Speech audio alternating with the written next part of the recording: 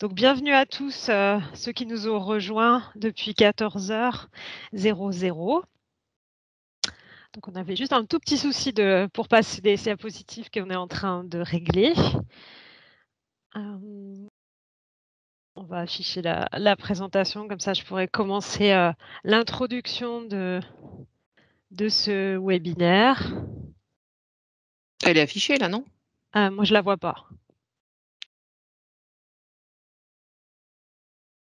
Si c'est le cas, c'est mon cas moi seulement, mais moi je vois juste le nom des participants.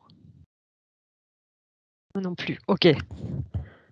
D'accord, très bien, merci. Je ne suis pas toute seule à avoir le souci, parce que parfois c'est vrai qu'on ne sait pas.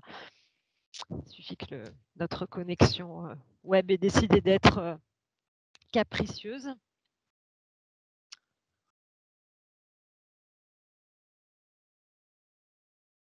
Donc on fera une présentation avec des sessions de questions-réponses lors du séminaire. Vous ne voyez que moi, oui, effectivement, moi aussi je vois les pastilles avec le nom des gens, d'accord.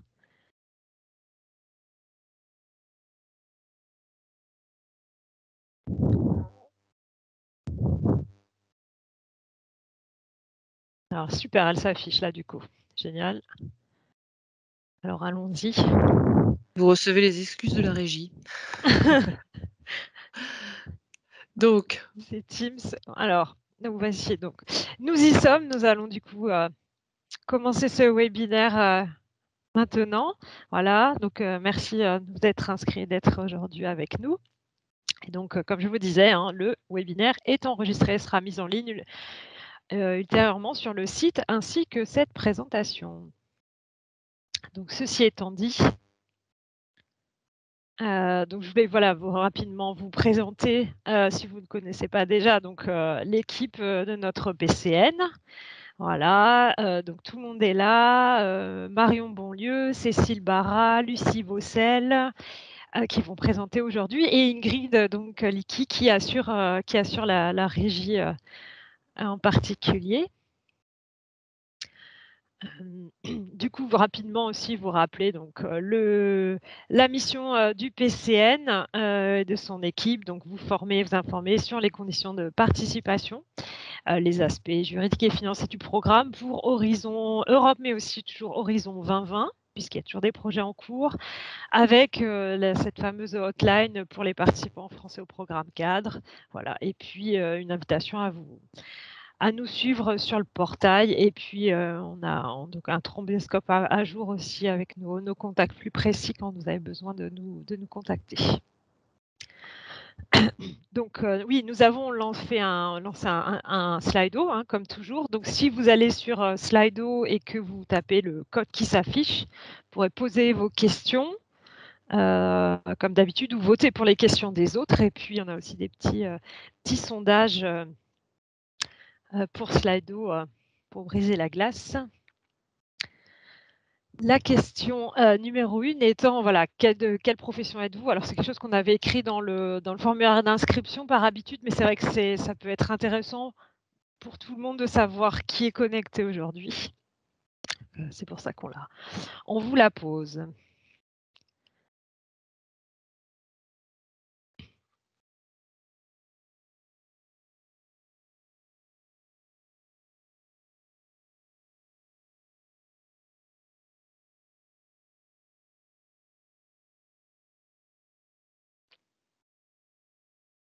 Je laisse un petit peu de temps, comme tout le monde ne s'était certainement pas connecté en amont à Slido. Voilà, ça vous permet de vous connecter, d'être dessus pour la suite. En tout cas, une majorité de chargés de projets européens, de gestionnaires, des juristes. Voilà, super. Bon. Merci pour vos réponses. Vous pouvez continuer à voter. C'est toujours intéressant de le savoir parce qu'on garde trace des résultats par la suite. Voilà. Donc, ok, très bien. Bah, écoutez, des ingénieurs, tout ça, très bien. Bon, bah, écoutez, on va entamer la journée aujourd'hui, enfin l'après-midi là, qui va être dense. Voici le sommaire. Donc, je commencerai par une introduction un peu longue pour dresser le cadre, je dirais. Et puis ensuite, mes collègues interviendront sur les différents types de tierces parties, puis on fera une synthèse à la fin de tout ça.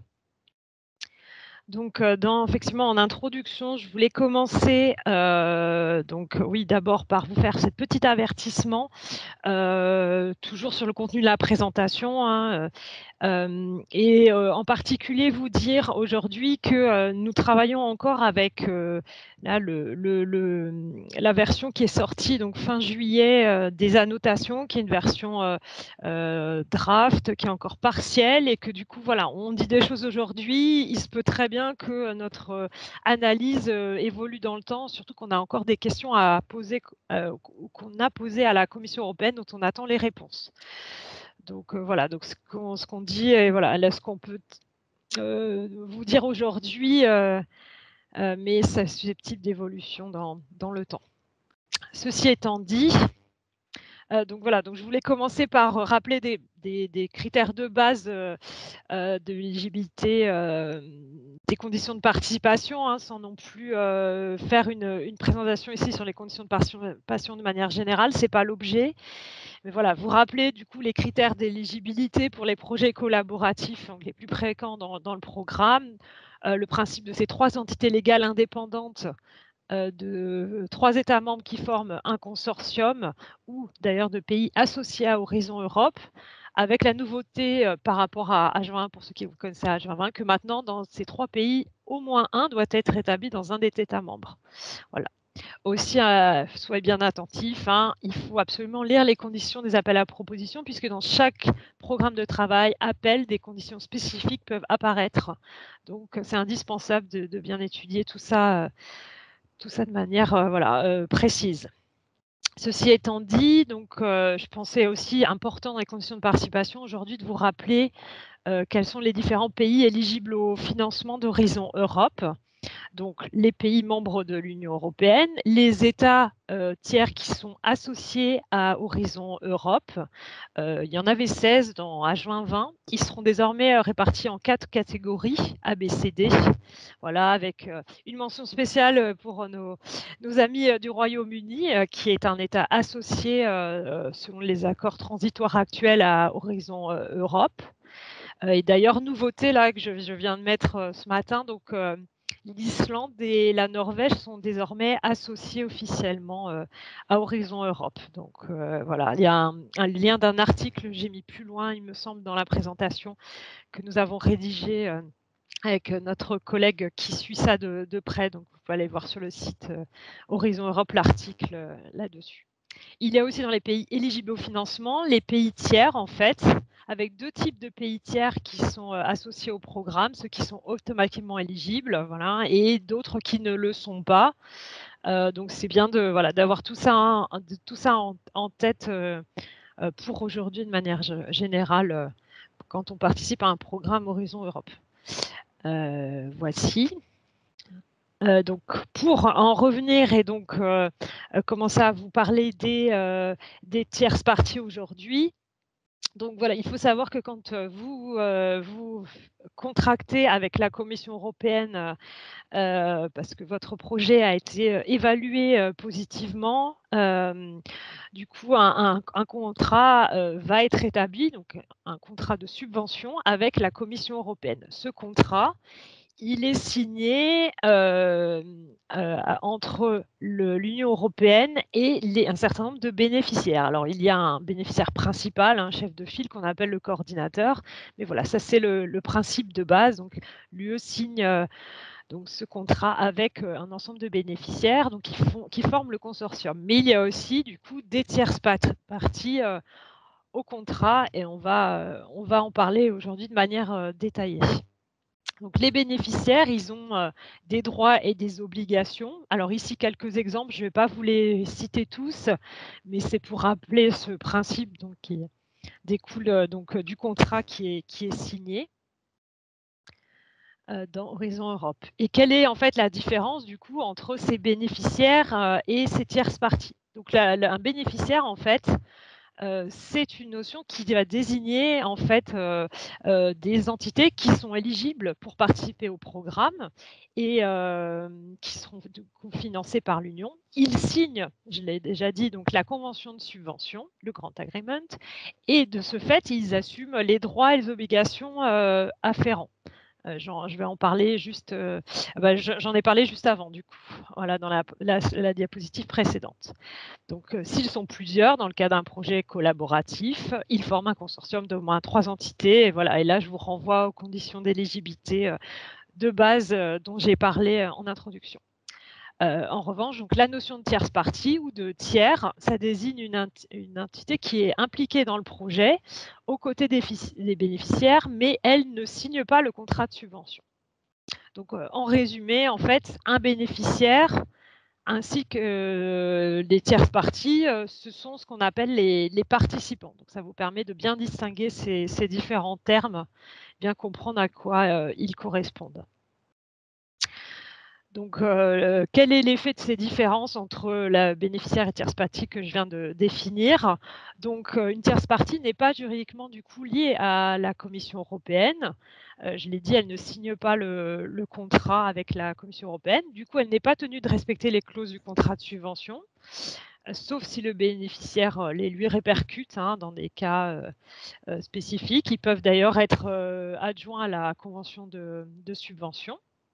C'est tout à l'accord de consortium, excusez-moi. Donc voilà, on peut très bien choisir, ça peut être intéressant dans un certain nombre de cas, que les tierces parties fassent partie, signent du coup l'accord de consortium. Mais les bénéficiaires demeurent les seuls responsables envers l'ACE et envers les autres bénéficiaires. Donc ça, c'est important à savoir. Après, pour tout ce qui est aspect propriété intellectuelle, confidentialité, éthique, il est aussi important de noter que certains types de tierces parties bénéficient de certaines clauses du contrat de subvention, ce qu'on appelle la stipulation pour autrui.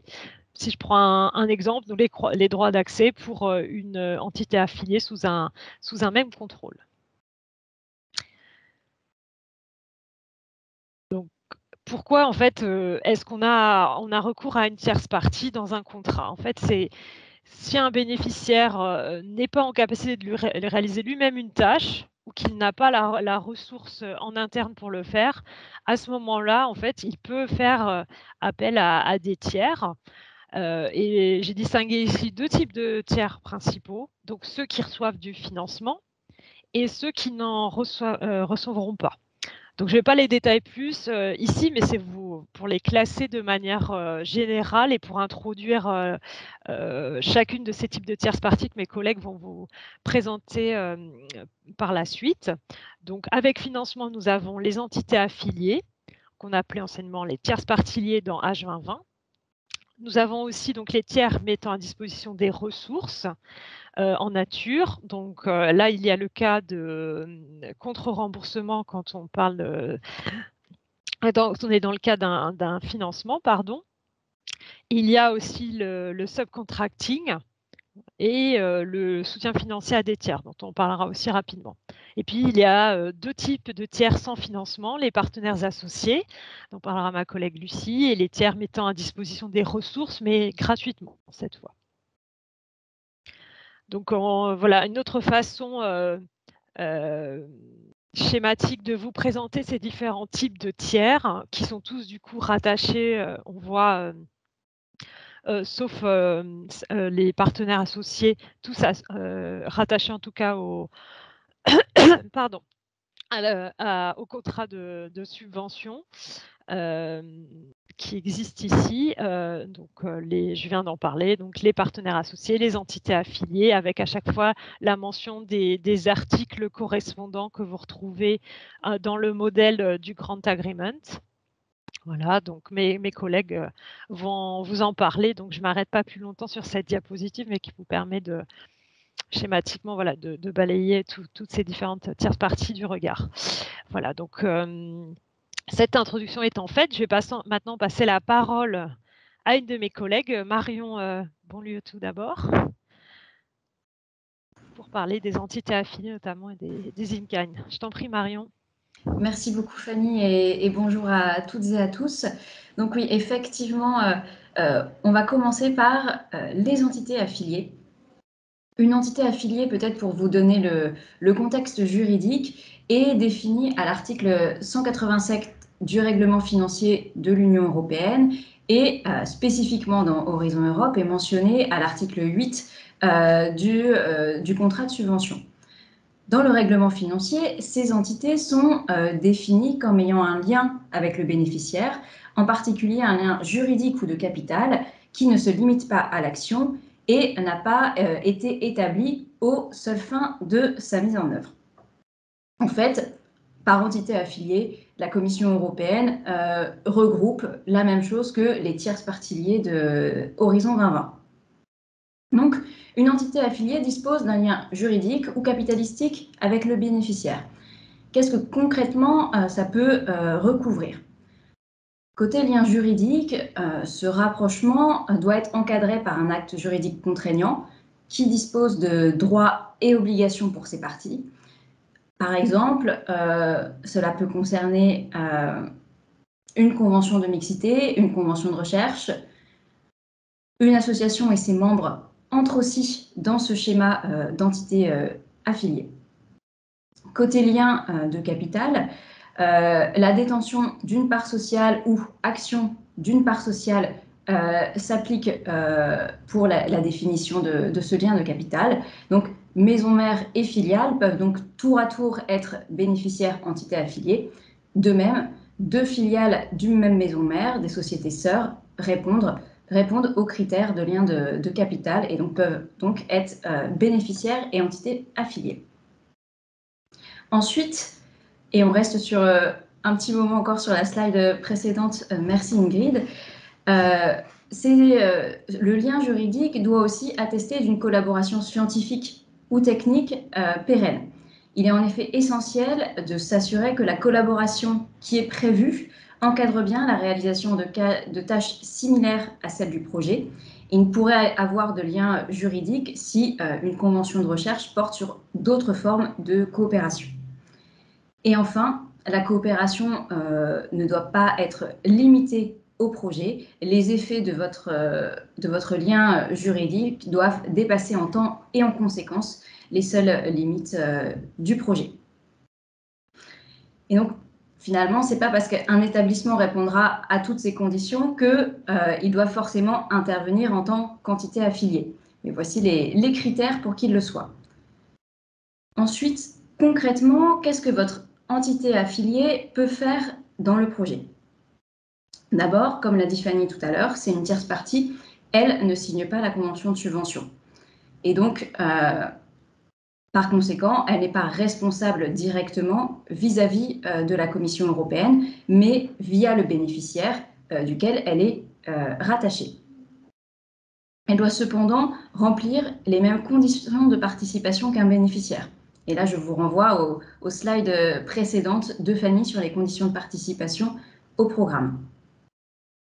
Elle exécute elle-même les tâches qui lui sont attribuées, normalement dans ses locaux et avec ses propres ressources, et déclare de fait ses dépenses dans un état financier qui lui est propre.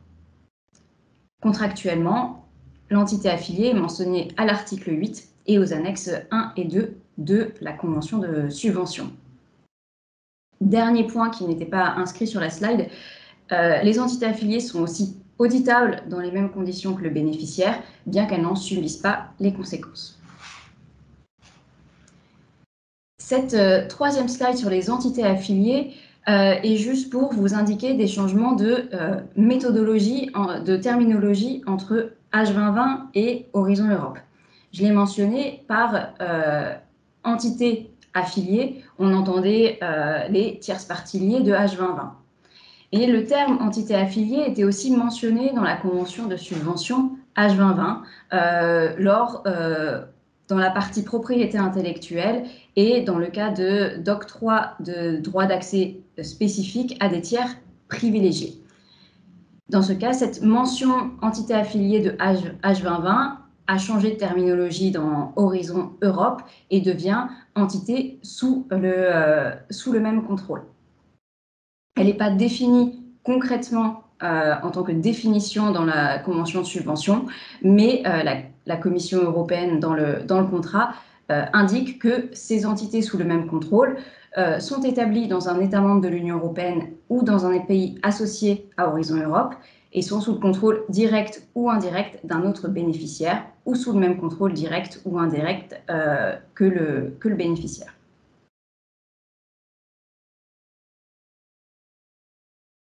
Ensuite, on a vu la théorie. Dans la pratique, comment mentionner votre entité affiliée dans vos propositions de projet. Alors, tout d'abord, une précision, les entités affiliées n'ont pas accès au portail Funding and Tenders. Elles passent par leurs bénéficiaires. Il est vrai qu'actuellement, et je pense que certains d'entre vous l'ont noté, les bénéficiaires ont parfois du mal à rentrer les informations de leur tierce partie. Et à présent, il s'avère que uniquement les coordinateurs de projet ont cette fonction qui leur permet d'entrer les informations des entités affiliées, des autres bénéficiaires du projet. La Commission nous aurait dit que c'était temporaire et que par la suite, les bénéficiaires pourraient avoir ces fonctionnalités-là. Mais c'est vrai qu'actuellement, lorsque vous voulez ajouter des entités affiliées, lorsque vous êtes bénéficiaire mais pas coordinateur, il est possible que vous ayez des problèmes et le portail n'est pas encore très opérationnel à ce niveau-là. Toujours dans la proposition, il y a une section appelée Linked with Other Participants qui a complété. Alors, à compléter uniquement pour les entités affiliées avec un lien capitalistique. Si vous posez la question pour un lien juridique dans le cas du MR, par exemple, en fait, le lien avec les autres participants vous demande est-ce qu'il y a un lien de contrôle entre les deux entités, ce qui correspond plutôt à des entités avec un lien capitalistique. Sachez aussi que cette partie-là, qui est notée en vert dans le modèle de proposition, la Commission européenne précise que c'est uniquement à des fins statistiques qu'elle vous demande ce type de données-là. Voilà, on vous a mis ici une capture écran justement de où rentrer votre entité affiliée sur le portail dans le cadre d'une proposition. Et au niveau du budget, alors là, on a repris le template de budget qui est dans le modèle de proposition. Vous voyez que l'entité affiliée va apparaître dans le budget de la proposition ici sur cette ligne. Désolée, c'est vrai que c'est tout petit, mais je n'ai pas réussi à faire mieux pour cet imprime-écran-là. Autre précision sur les difficultés que certains d'entre vous ont pu rencontrer aussi dans le cadre de déclaration d'entité affiliée pour les propositions. À ce niveau-là, le portail aussi n'est pas encore tout à fait optimal, mais c'est vrai que l'entité affiliée peut apparaître au même niveau qu'un bénéficiaire et donc ça gonfle de manière un petit peu artificielle le nombre de partenaires du projet. Sachez que là-dessus, la Commission européenne nous a aussi dit qu'elle en était consciente, que sur le portail, il y a certaines choses à régler et qui sont actuellement en train d'être faites, on l'espère, et que ça ne poserait pas problème par la suite. Il pourrait y avoir des modifications sur la numérotation des bénéficiaires. Et enfin, pour terminer peut-être avec de nouveaux exemples, des exemples de cas d'entités affiliées, je l'ai déjà mentionné, les membres d'unités ou de laboratoires mixtes comme les UMR, des co-tutelles, que ce soit universités avec un organisme de recherche par exemple, les maisons mères et leurs filiales, mais aussi des sociétés sœurs et cousines. J'espère que j'étais claire sur la notion d'entité affiliée et n'hésitez pas à poser vos questions via Slido si vous en avez. Je passe maintenant aux tiers qui mettent à disposition des ressources en nature. Dans le cas d'un projet Horizon Europe, ces tiers mettent à disposition des ressources en nature. Elles ne signent pas la convention de subvention, vous l'aurez compris, ne sont pas responsables vis-à-vis de la Commission européenne. Une nouvelle fois, c'est le bénéficiaire qui en est responsable. Cette tierce partie va venir prêter des ressources non financières, telles que du personnel, de l'équipement, des infrastructures, des consommables, etc. Elle ne génère pas de profit, c'est-à-dire que s'il y a une facturation de ces prix qui intervient, elle se fait qu'au réel et au maximum à prix coûtant. Le bénéficiaire va disposer ensuite de la ressource pour pouvoir réaliser ses tâches du projet. Et donc concrètement, cette tierce partie ne réalise pas des tâches du projet, mais va aider le bénéficiaire à exécuter sa propre recherche. Les tierces parties mettant à disposition des ressources en nature peuvent prendre deux formes dans Horizon Europe. Et c'est sur la slide suivante. Première forme, il y a une mise à disposition de ressources contre paiement. En anglais, ça donne In-Kind Contribution Against Payment. Il y a un changement par rapport à comment on opérait les choses en H2020, où il y avait un article spécifique dans la convention de subvention, c'était l'article 11. Aujourd'hui, dans Horizon Europe, il y a une absence d'article spécifique sur ces In-Kind Contribution Against Payment. Cependant, ça ne veut pas dire que les bénéficiaires ne peuvent pas en déclarer les coûts. Ils peuvent le faire, donc ils déclarent le coût sans marge, j'insiste une nouvelle fois, dans leur propre rapport financier, dans les catégories de coûts usuels. C'est-à-dire, si c'est une ressource de personnel, cette ressource devra être indiquée dans les coûts de personnel. Si c'est de l'équipement, ça passera par les coûts équipement du bénéficiaire. Autre changement par rapport à H2020, c'est que sur ces tiers mettant à disposition des ressources contre paiement, le taux de 25% de coûts indirects est applicable sans condition. Avant, vous vous souvenez, dans H2020, il y avait une question de si la mise à disposition a été utilisée dans les locaux du bénéficiaire ou non. Cette distinction ne s'applique plus dans Horizon Europe et il y a toujours le taux de 25% de coûts indirects qui est appliqué sur ces tierces parties. Et on vous rappelle enfin que dans le cas de tierces parties mettant à disposition des ressources contre paiement, un contrat ad hoc est à établir entre le bénéficiaire et cette tierce partie qui précise le projet, les conditions de mise à disposition et les modalités de remboursement du coût. Deuxième type de tiers mettant à disposition des ressources en nature sont les tiers qui le font à titre gratuit, In-Kind Contribution Free of Charge. Alors sachez que dans la convention de subvention, les In-Kind Contribution ne sont définis qu'à titre gratuit et c'est l'article 9.2 de la convention de subvention.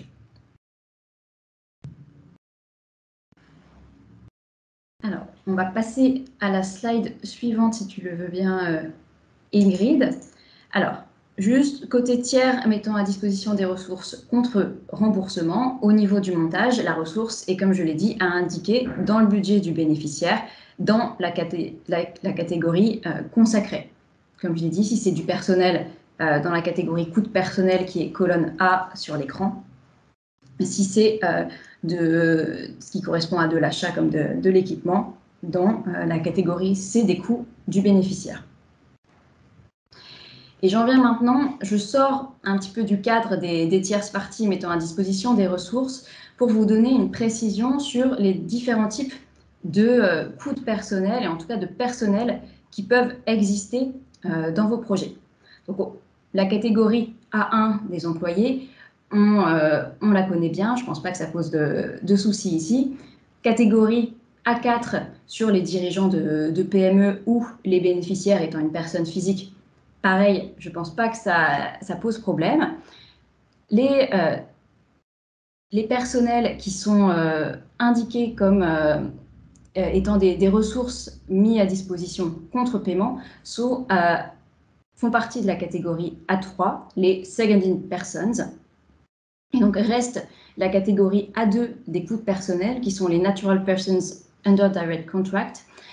À quoi ça correspond exactement? Ça concerne en fait le cas de personnes physiques qui vont disposer d'un contrat de service direct avec une personne morale, dans le cas d'un projet Horizon Europe, le bénéficiaire. Donc c'est par le biais... donc c'est une personne physique, donc c'est-à-dire ne pourra pas être considérée comme natural person under direct contract une entreprise qui est dotée de la personnalité morale comme une URL ou une SASU. À l'inverse, par contre, un auto-entrepreneur ou un EIRL peuvent rentrer dans cette catégorie puisque ça reste des personnes physiques. Voilà pour la petite aparté.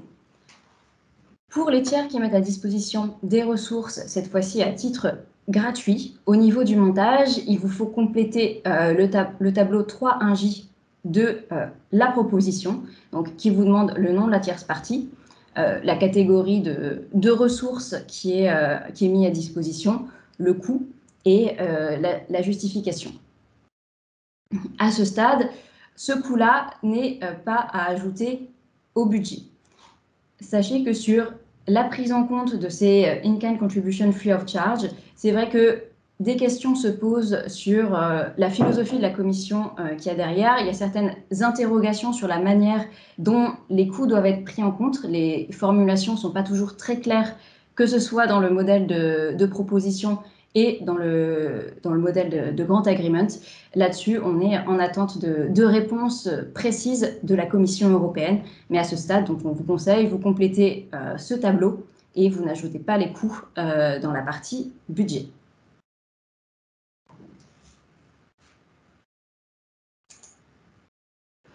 Et je pense en avoir fini avec mes parties. Je ne sais pas, Fanny, si tu souhaites faire un petit tour des questions-réponses maintenant. Oui, ou si merci, on passe à merci Lucie. beaucoup Marion. Ouais, super. Non, je pensais que, comme on avait prévu, on va faire un premier intermède de questions. Alors, je rappelle que le chat, c'est pas une salle parallèle et que du coup, c'est pour ça qu'on essaye d'utiliser Slido, s'il vous plaît, si vous pouvez utiliser Slido. Ça nous permet en plus de garder les questions plus facilement après coup. Je reprends les questions dans l'ordre et si tu peux y répondre, Marion, sinon si d'ailleurs une autre collègue veut nous aider à répondre. Alors, du coup, je vais les prendre dans l'ordre dans lequel je les trouve. La première, il me semble, c'est pouvez-vous donner les termes en anglais, s'il vous plaît, pour une entité affiliée avec un lien juridique et une entité affiliée sous le même contrôle? Merci. Alors, les entités affiliées, c'est toujours affiliated entities, et les entités sous le même contrôle sont indiquées comme entities under the same control. Là-dessus, la traduction en anglais n'est pas tellement difficile, c'est assez littéral par rapport au français. Merci Marion. Alors, du coup, je continue avec une question de Catherine Dupas qui nous demande « Quid des SAT? Les universités ont un lien juridique, mais ne possèdent pas la majorité des droits de vote, donc ne contrôlent pas les SAT. » Alors, lien juridique et lien capitalistique sont deux choses différentes et on n'a pas dit que c'était cumulatif en fait, qu'il fallait un lien juridique plus un lien capitalistique. C'est où qui est indiqué dans les textes, oui. C'est ça. Tout à fait. Mais c'est bien, je pense, de le rappeler. Merci. Désolée, je n'ai pas compris comment nous devons remplir la section Link with other participants qui se trouve dans la partie A s'il s'agit d'une entité affiliée. Ah oui, effectivement, c'est les poupées russes. Ouais, alors peut-être pour répondre à cette question-là, dans la section Linked with other participants, on vous demande en fait de définir le lien entre l'entité affiliée et le bénéficiaire, s'il y en a un, et ce lien-là, à cet endroit-là, est défini en termes de contrôle. Est-ce qu'une société a un contrôle sur une autre? Et donc, c'est ça que vous précisez. Mais comme je le disais, c'est uniquement demandé à des fins statistiques, donc ce n'est pas quelque chose qui sera pris en compte dans l'évaluation de vos propositions. Oui, c'est vrai que ce n'est pas très approprié, notamment dans le cas des entités publiques, notamment, c'est pas extraordinaire parce qu'on ne sait pas trop quoi répondre et on a eu pas mal de questions là-dessus. Sinon, autre question, un contrat ad hoc spécifiant le projet, même dans le cas des UMR. Alors non, vous êtes en train de confondre deux choses là. Le contrat ad hoc, c'est dans le cas d'un tiers mettant à disposition des ressources. Une UMR, du coup, c'est un autre cas de figure, c'est le cas des entités affiliées. Du coup, une UMR, c'est donc vous êtes en train de faire mix entre les deux types de tierces parties que ma collègue vient de présenter là. Donc le contrat ad hoc, c'est pour un tiers, voilà, c'est un contrat qui permet, enfin que la CE va vous demander au moment de la contractualisation pour prouver voilà, que la mise à disposition elle est faite dans les règles et ce contrat doit mentionner les conditions de mise à dispo, le projet, les conditions de remboursement s'il y en a, etc. Voilà. Quelqu'un demandait encore, est-ce que pour les third party giving in kind contribution, donc toujours les tiers mettant à disposition des ressources en nature, est-ce que la convention doit concerner un salarié en particulier ou est-ce qu'elle peut être généralisée à la structure? Alors non, mais je viens peut-être de le dire en partie. Non, c'est vraiment effectivement un contrat ad hoc qui doit spécifier la ressource mise à disposition, la personne mise à disposition, en l'occurrence spécifiquement. Ça ne peut pas être quelque chose de général et de générique. Autre question, il me semble que les questions les plus populaires sont en haut de la liste dans Slido, tout à fait. Oui, Alors, je pense qu'on peut passer sur Slido ouais, aussi alors moi, pour d'autres questions. Ouais, tout à fait. Moi, pour l'instant, je dis à mes collègues, je ne sais pas pourquoi sur Slido, je ne vois pas les questions apparaître. Ah d'accord, bah, Je vais vous je peux les rafraîchir, lire. je ne Je vois les pas, ai. donc je vous laisse la main. Alors, la première question, Fanny, c'est si on oublie d'ajouter des entités affiliées lors du montage, cela signifie-t-il qu'on ne peut pas les ajouter au moment de la contractualisation? Et c'est la question la plus populaire, il me semble, actuellement sur Slido. Et je pense que c'est en partie lié à cette différence qu'il y a entre H2020 et Horizon Europe, où dans Horizon Europe, effectivement, on vous demande de préciser les entités affiliées au niveau du montage, ce qui n'était pas forcément le cas dans H2020. Est-ce que si vous oubliez de les ajouter lors du montage, vous ne pourrez pas les ajouter au moment de la contractualisation? J'ai envie de dire, non, vous pourrez toujours essayer de les ajouter au moment de la contractualisation. Alors, par contre, si vous ne les avez pas prévus dans votre budget, ça pourra poser un problème. Mais là-dessus, peut-être qu'il y aura une période de tolérance aussi de la Commission européenne, étant donné les changements entre les deux programmes. Dans ce cas, faites de la pédagogie auprès de la Commission européenne pour expliquer votre cas. Et oui, bon, sachez que peut-être pour la contractualisation, vous pourrez les ajouter, mais encore une fois, au niveau du budget, sans les avoir prévus initialement dans votre budget, la contribution de l'Union européenne, là, ça peut être autre chose. Ouais, merci. Ouais, je pense que c'est toujours mieux d'essayer de faire le maximum de choses pendant le montage, mais bon, parfois on n'est pas en capacité de le faire, donc rien n'est tout à fait acté tant que vous n'avez pas signé le contrat, et même après le contrat, vous pouvez toujours faire un avenant si nécessaire. Alors, du coup, on continue avec les autres questions. Alors, j'ai rafraîchi, puis là, ça y est, il veut bien me les montrer, les questions. Du coup, bon, on les affiche pas. C'est vrai qu'on aurait pu les afficher en même temps. Ça aurait été plus facile pour tout Tu le veux monde. que je les affiche? Il n'y a pas de Oh, bah, souci. ouais. Je peux, vas-y, si tu veux bien, Ingrid, ouais. C'est juste que normalement, elles sont prévues à la fin, donc c'est pour ça que c'était pas dans le... Est-ce que vous voyez bien? Voilà, sachant que là, je chronomètre encore 5 minutes de questions. On prend vraiment les questions qui sont en rapport avec ça. Et puis Donc, la ensuite, première a été répondue, il me semble. voilà, tout à fait. Madame Fanny Rossetti, pardon. Doit-on décrire l'affiliated entity dans la part B 3.2 de la proposal? Si oui, est-ce juste une courte description suffit? Alors, l'entité dans la proposal, Qu'est-ce qu'on a dit là-dessus? Pardon, je bug, désolée. Tu veux que je De réponde, mémoire, c'est Fanny? la partie marquée capacité financière des bénéficiaires et du consortium as a whole, c'est ça? C'est ça. Ouais, alors en fait, effectivement, Des tu sais, participants, en fait, capacité des participants.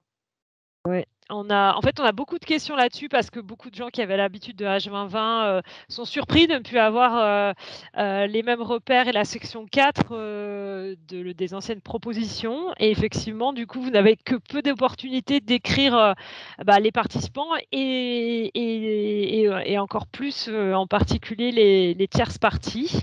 Donc oui, c'est vrai que ça peut être une option, cette partie-là de la proposition, comme disait ma collègue Consortium as a whole, merci. Mais voilà,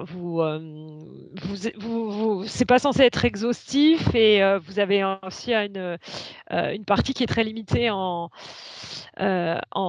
caractère, donc à vous de voir ce que vous voulez mettre en exergue, quoi. Je sais qu'ils avaient parlé de faire un tableau récapitulatif des tierces parties, mais alors j'ai regardé la dernière version des templates des propositions et je n'ai pas vu ce tableau pour l'instant apparaître, sauf erreur de ma part. Donc c'est peut-être à venir, c'est peut-être prévu un peu plus tard. Pour l'instant, elle n'apparaît pas. Ensuite, prochaine question. Doit-on inclure les in-kind contribution against payment dans le tableau 3.1J ou seulement pour les free of charge? Alors là, prudence, je reviens à mon avertissement du début parce qu'on en a parlé plusieurs fois avec les collègues du PCN. D'après ce qu'on comprend actuellement, ce tableau 3.1J, effectivement, il est plutôt pour les free of charge. Parce que comme vous ne les mettez pas dans le budget, les free of charge, parce que ce n'est pas une charge financière, donc vous ne les incluez pas dans le budget, de ce fait-là, pour les recenser, vous les indiquez dans ce petit tableau-là. Voilà. Mais encore une fois, sous toute réserve, parce qu'en fait, dans les annotations, on a l'impression qu'il y a des petites erreurs d'écriture, et donc on préfère rester prudente à ce sujet. Voilà pour cette question. Charlotte Espel de l'INRIA nous demande si le document contractuel n'est pas signé au moment du dépôt pour démontrer le lien juridique existant entre deux entités type cotutelle du MR ou équipe commune. Cela est-il bloquant? Non, pas du non. tout. Non, pas du tout. Ouais, effectivement, tant que on n'est pas au stade de la contractualisation, c'est pas du tout bloquant. Et la notion d'entrée en vigueur rétroactive peut s'appliquer. Vous pouvez signer même après la contractualisation à partir du moment où le document qui justifie du lien juridique a prévu une entrée en vigueur avant. Alors, la prochaine question. Ah, elle a sauté. Ah, zut. Il y en a une qui était passée devant. Ah oui. Excuse. Non, que j'aille la chercher tout à l'heure. C'est le live qui la question de Fanny Rossetti. Alors du coup, je prends la prochaine qui vient. Alors je regarde l'heure parce qu'effectivement, ensuite on va pas tarder à reprendre et puis on recontinuera. De toute façon, on fera les questions de manière générale sur ce sujet-là du coup en fin de session. La Commission reconnaît-elle désormais les UMR sans convention d'unité ou convention de site? Non, ça n'a pas changé parce que vous dites désormais, donc vous faites référence à H2020, je présume. Non, c'est comme avant. Il faut effectivement pouvoir prouver un document, donc une convention de titre, effectivement une convention d'unité, un contrat quadriennal, que sais-je, qui montre cette un acte relation. de création d'UMR publié au bulletin officiel d'un EPST, typiquement. Voilà, c'est ça. C'est un acte administratif, c'est public. Voilà, et quelque chose qui montre donc cette relation pérenne entre les deux, entre le bénéficiaire et son entité affiliée. Je rappelle qu'il existe un registre national des structures de recherche où toutes les UMR et labos mixtes sont référencés et qui est tenu par le MESRI. Ça aussi, c'est une publication officielle qui peut faire foi. Effectivement, c'est vrai que c'est bien de rappeler cet outil. Alors, encore une autre.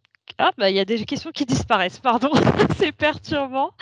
Ça va trop vite. Non, c'est juste celle qu'on vient de faire. C'est celle qu'on vient de faire. Ok, alors du coup, autant pour moi, ça se rafraîchit avec du retard. Lors du reporting financier, est-ce que l'entité affiliée ou le bénéficiaire qui saisit est-ce le bénéficiaire de l'entité affiliée qui saisit les dépenses de l'entité affiliée? Très bonne question. Alors ça, pour ceux qui connaissaient H2020, en fait, ça ne change pas d'après ce qu'on sait pour l'instant. C'est-à-dire que ça continue à être le bénéficiaire qui met la main dans le portail et qui remplit les chiffres, etc. Après, vous pouvez toujours donner à un de vos contacts de votre entité affiliée accès au portail via les participants de contact du coup du bénéficiaire de votre entité, mais c'est pareil. Donc c'est l'entité affiliée, elle envoie le document à son bénéficiaire et c'est lui qui fait la saisie. Voilà. Écoutez, je vois le temps qui passe, donc je vous propose, merci en tout cas pour ces questions, qu'on continue. Du coup, là, on va parler des partenaires associés avec ma collègue Lucie, qui prend le relais là-dessus. Vas-y, Lucie, je t'en prie. Merci Fanny. Bonjour à toutes et à tous. Alors, je vais aborder pour ma part la question du partenaire associé dans Horizon Europe. Qu'est-ce que le partenaire associé dans Horizon Europe? Il est prévu à l'article 9.1 du modèle de convention de subvention. Et pour ceux qui ont la mémoire d'Horizon 2020, d'H2020, c'est un partenaire un type de partenaire qui avait un statut aussi régi à l'époque, qui s'appelait différemment, qui s'appelait partenaire international.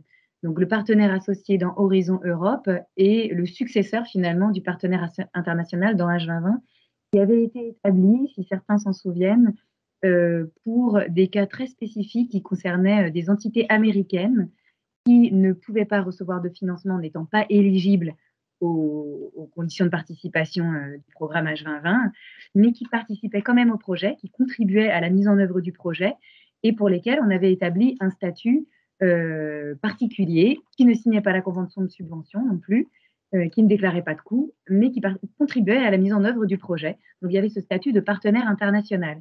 Ce statut a simplement, c'est la même chose, mais il a évolué dans sa terminologie et correspond désormais à ce qu'on appelle partenaire associé. Donc, associative partner en anglais, ça a été le terme retenu par la Commission européenne, ce fameux terme corporate pour tous les financements directs gérés par la Commission européenne. Et c'est donc applicable au programme Horizon Europe. Ce partenaire associé désigne donc, comme je le disais, une entité qui ne signe pas le contrat de subvention, mais contribue au projet, va mettre en œuvre des tâches du projet, qui seront décrites d'ailleurs dans le descriptif du projet, dans la proposition, mais également ensuite dans l'annexe 1 de la convention de subvention. Et dans la mesure où il ne signe pas de contrat de subvention, il ne demande pas de financement et donc il ne déclare pas de coût. Il n'a pas besoin, ce partenaire n'a pas besoin non plus de remplir des conditions d'éligibilité, des conditions de participation. Comme je vous le disais, le cas recouvre pas uniquement, mais le plus souvent, des entités d'États tiers qui ne sont pas éligibles au financement. Ce partenaire associé peut être lié à un bénéficiaire, mais à plusieurs bénéficiaires ou même à l'intégralité du consortium. Et ces partenaires associés ne sont donc pas responsables des tâches mises en œuvre pardon, excusez-moi, je me trompe. Ces partenaires associés sont liés à un ou plusieurs bénéficiaires ou à tout le consortium, mais c'est donc bien le consortium ou les bénéficiaires qui sont responsables des tâches mises en œuvre par le partenaire associé. Dans la mesure où il ne signe pas la convention de subvention, il n'est pas responsable des tâches qu'il met en œuvre pour le consortium. J'attire votre attention sur une chose, et à cet égard, il faut être très vigilant à ne pas confondre ce statut de partenaire associé, qui est un cas de partie tierce, hein, et le statut d'un pays, d'un État tiers qui est associé à Horizon Europe et qui vous a été présenté par Fanny tout à l'heure en guise d'introduction. C'est-à-dire que Horizon Europe a conclu des accords d'association avec certains États tiers. Et dans ce cadre, on a des États, des pays qui sont associés à Horizon Europe, comme c'est le cas depuis peu de la Norvège et de l'Islande. Mais attention, on ne se situe pas au même niveau. Le partenaire associé, c'est bien au niveau des entités, alors que l'État, le pays associé, ça va être au niveau des États tiers, des nations. Voilà, j'espère que c'est plus clair ainsi. Une petite chose importante aussi, même si ce partenaire associé ne signe pas la convention de subvention, certaines obligations vont devoir lui être répercutées via notamment les accords de consortium qui seront qui seront signés par eux, par ces partenaires associés. Donc, c'est le cas ici, vous avez la liste de l'article 11 concernant la mise en œuvre, l'article 12, les conflits d'intérêts, 13, confidentialité et sécurité, tout ce qui concerne les aspects éthiques également, certaines règles spécifiques, l'information et l'obligation de conserver, les pièces relatives, les pièces juridiques, financières relatives au projet. Donc, ces obligations retombent aux partenaires associés. Oui, merci Ingrid.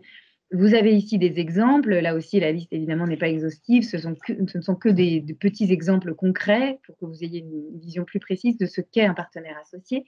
Vous avez le cas d'un partenaire chinois ou alors d'un partenaire d'une entité américaine, hein, comme je le disais tout à l'heure, un laboratoire américain, qui sont non éligibles au financement européen, mais qui participeront au projet. Donc, ils peuvent tout à fait être inclus et affichés comme partenaires associés. Vous avez aussi le cas, si on met de côté ce cas spécifique d'entité en provenance d'États tiers, vous avez le cas d'une entité, ça peut être une entité européenne, qui n'a pas les moyens de gérer le financement européen, les moyens humains, je dirais, les ressources en interne pour gérer le financement européen, qui souhaite participer au projet, mais qui ne souhaite pas recevoir de financement. Voilà, ça peut être le cas d'une petite entité, d'une toute petite structure, par exemple.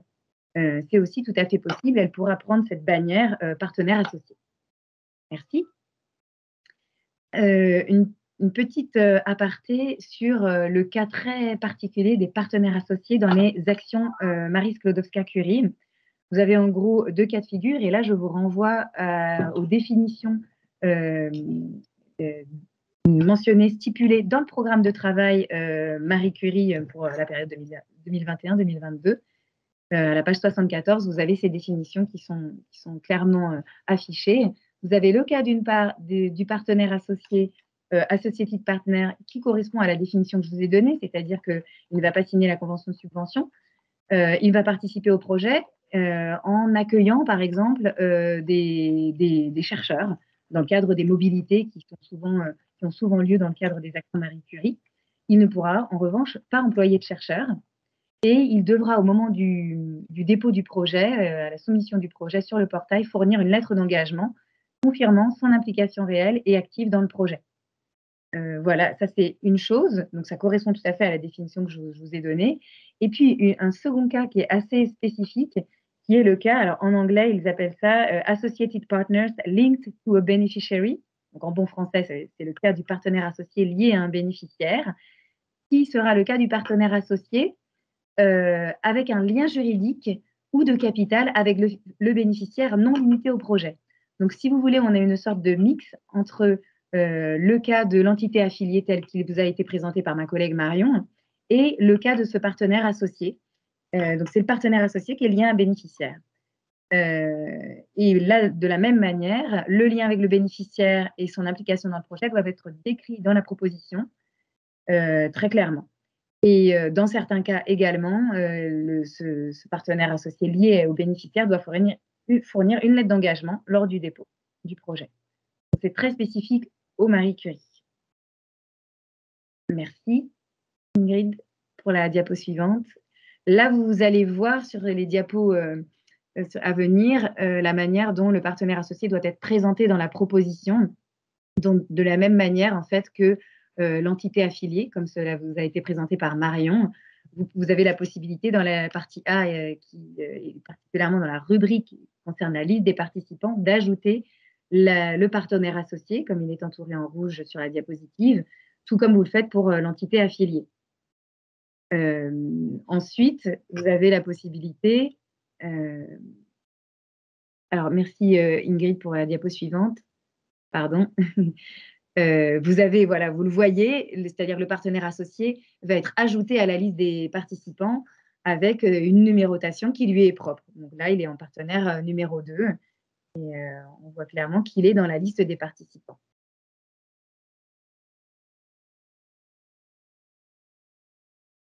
À ce titre, le partenaire associé, tout comme c'est le cas pour l'entité affiliée, va avoir à remplir toute la partie administrative qui concerne toute la partie administrative, ce qu'on appelle la partie A, qui concerne son entité. Et je confirme que, comme c'est le cas des entités affiliées, aujourd'hui sur le portail, quand vous préparez une proposition de projet avec une entité affiliée ou un partenaire associé, ces derniers n'ont pas la possibilité d'ajouter un contact. Donc, ils apparaissent sans contact. Donc, c'est donc au coordinateur. Alors, on peut espérer que ça évoluera et que ça sera par la suite aux bénéficiaires auxquels l'entité affiliée ou le partenaire associé seront rattachés. Mais si le partenaire associé n'est rattaché à aucun bénéficiaire spécifique, il sera rattaché à tout le consortium.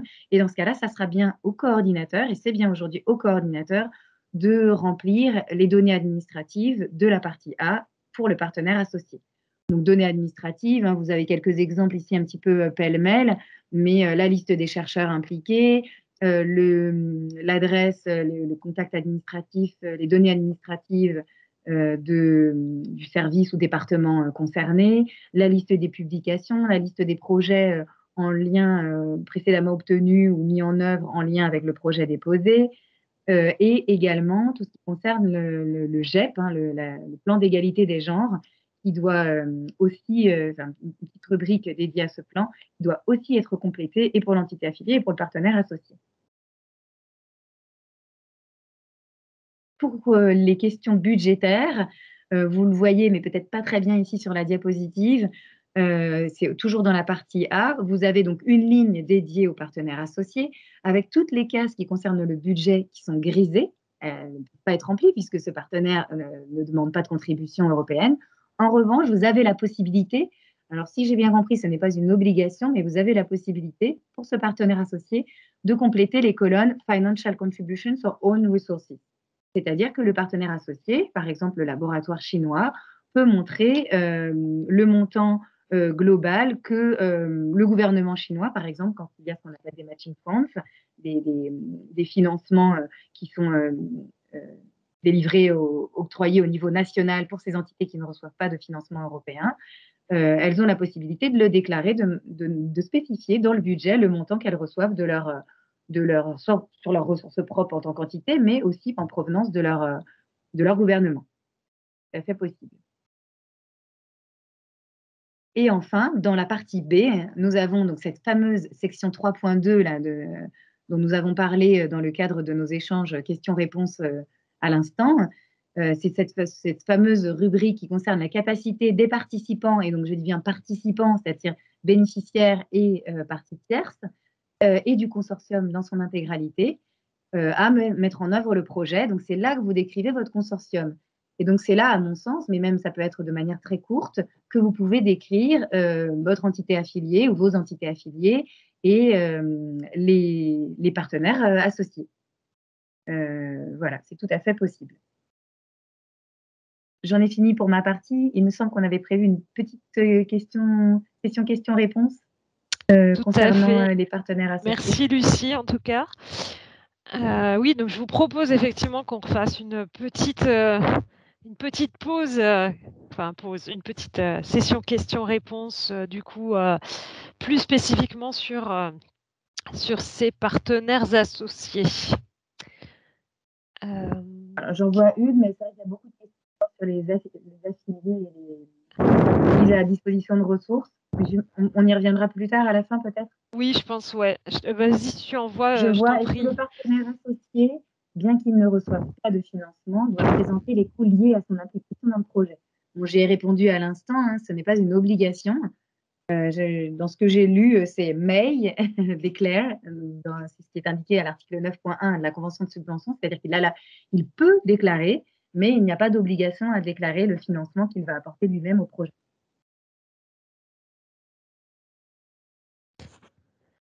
Vous en voyez d'autres, les collègues sur les... Je suis en train de scroller. C'est quelque chose de nouveau, de spécifique. Je vois Alors, j'en ai une. Un partenaire prend en charge... Oh là, c'est remonté. Pouf, pouf, pouf, 4 likes. Un partenaire prend en charge les déplacements d'un partenaire associé pour une réunion de consortium. Le coût sera-t-il éligible pour le partenaire?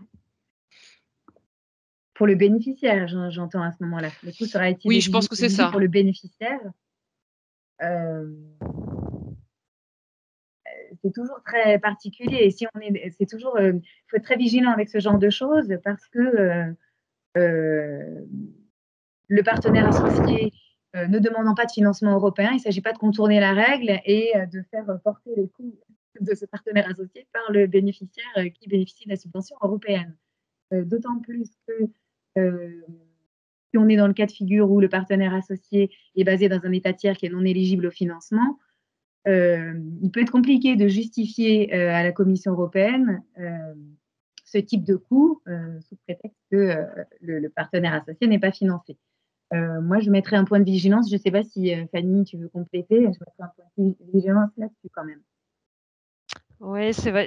Effectivement, je te rejoins en partie. Enfin, il ne faut pas que ça soit considéré comme un contournement de la règle. Après, dans certains cas, effectivement, on peut financer des déplacements de personnes extérieures, mais ça doit rester quand même assez limité, circonscrit et justifié, en fait. Justifié pour le projet. Donc, voilà, c'est... Ça va être le cas, par exemple, mais on est plutôt à un niveau individuel, là, plus qu'à un niveau d'entité pour moi.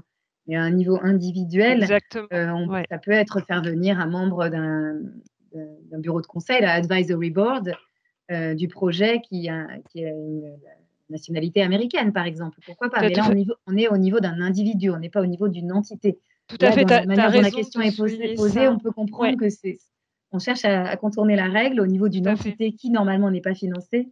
Donc, voilà, Tout à fait. faut être vigilant. Ça dépend du cas de figure.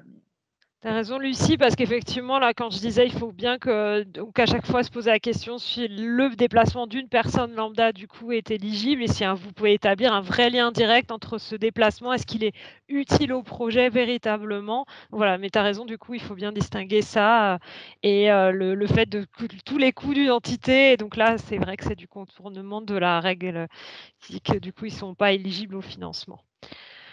Je regarde si on trouve d'autres questions, mais j'en ai pas trouvé sur ce type-là. Ah voilà, il y en a La lettre une. d'engagement Ouais. pour les partenaires associés est obligatoire pour les MSCA, réseaux doctoraux et les postdoc fellowship pour l'interrogation.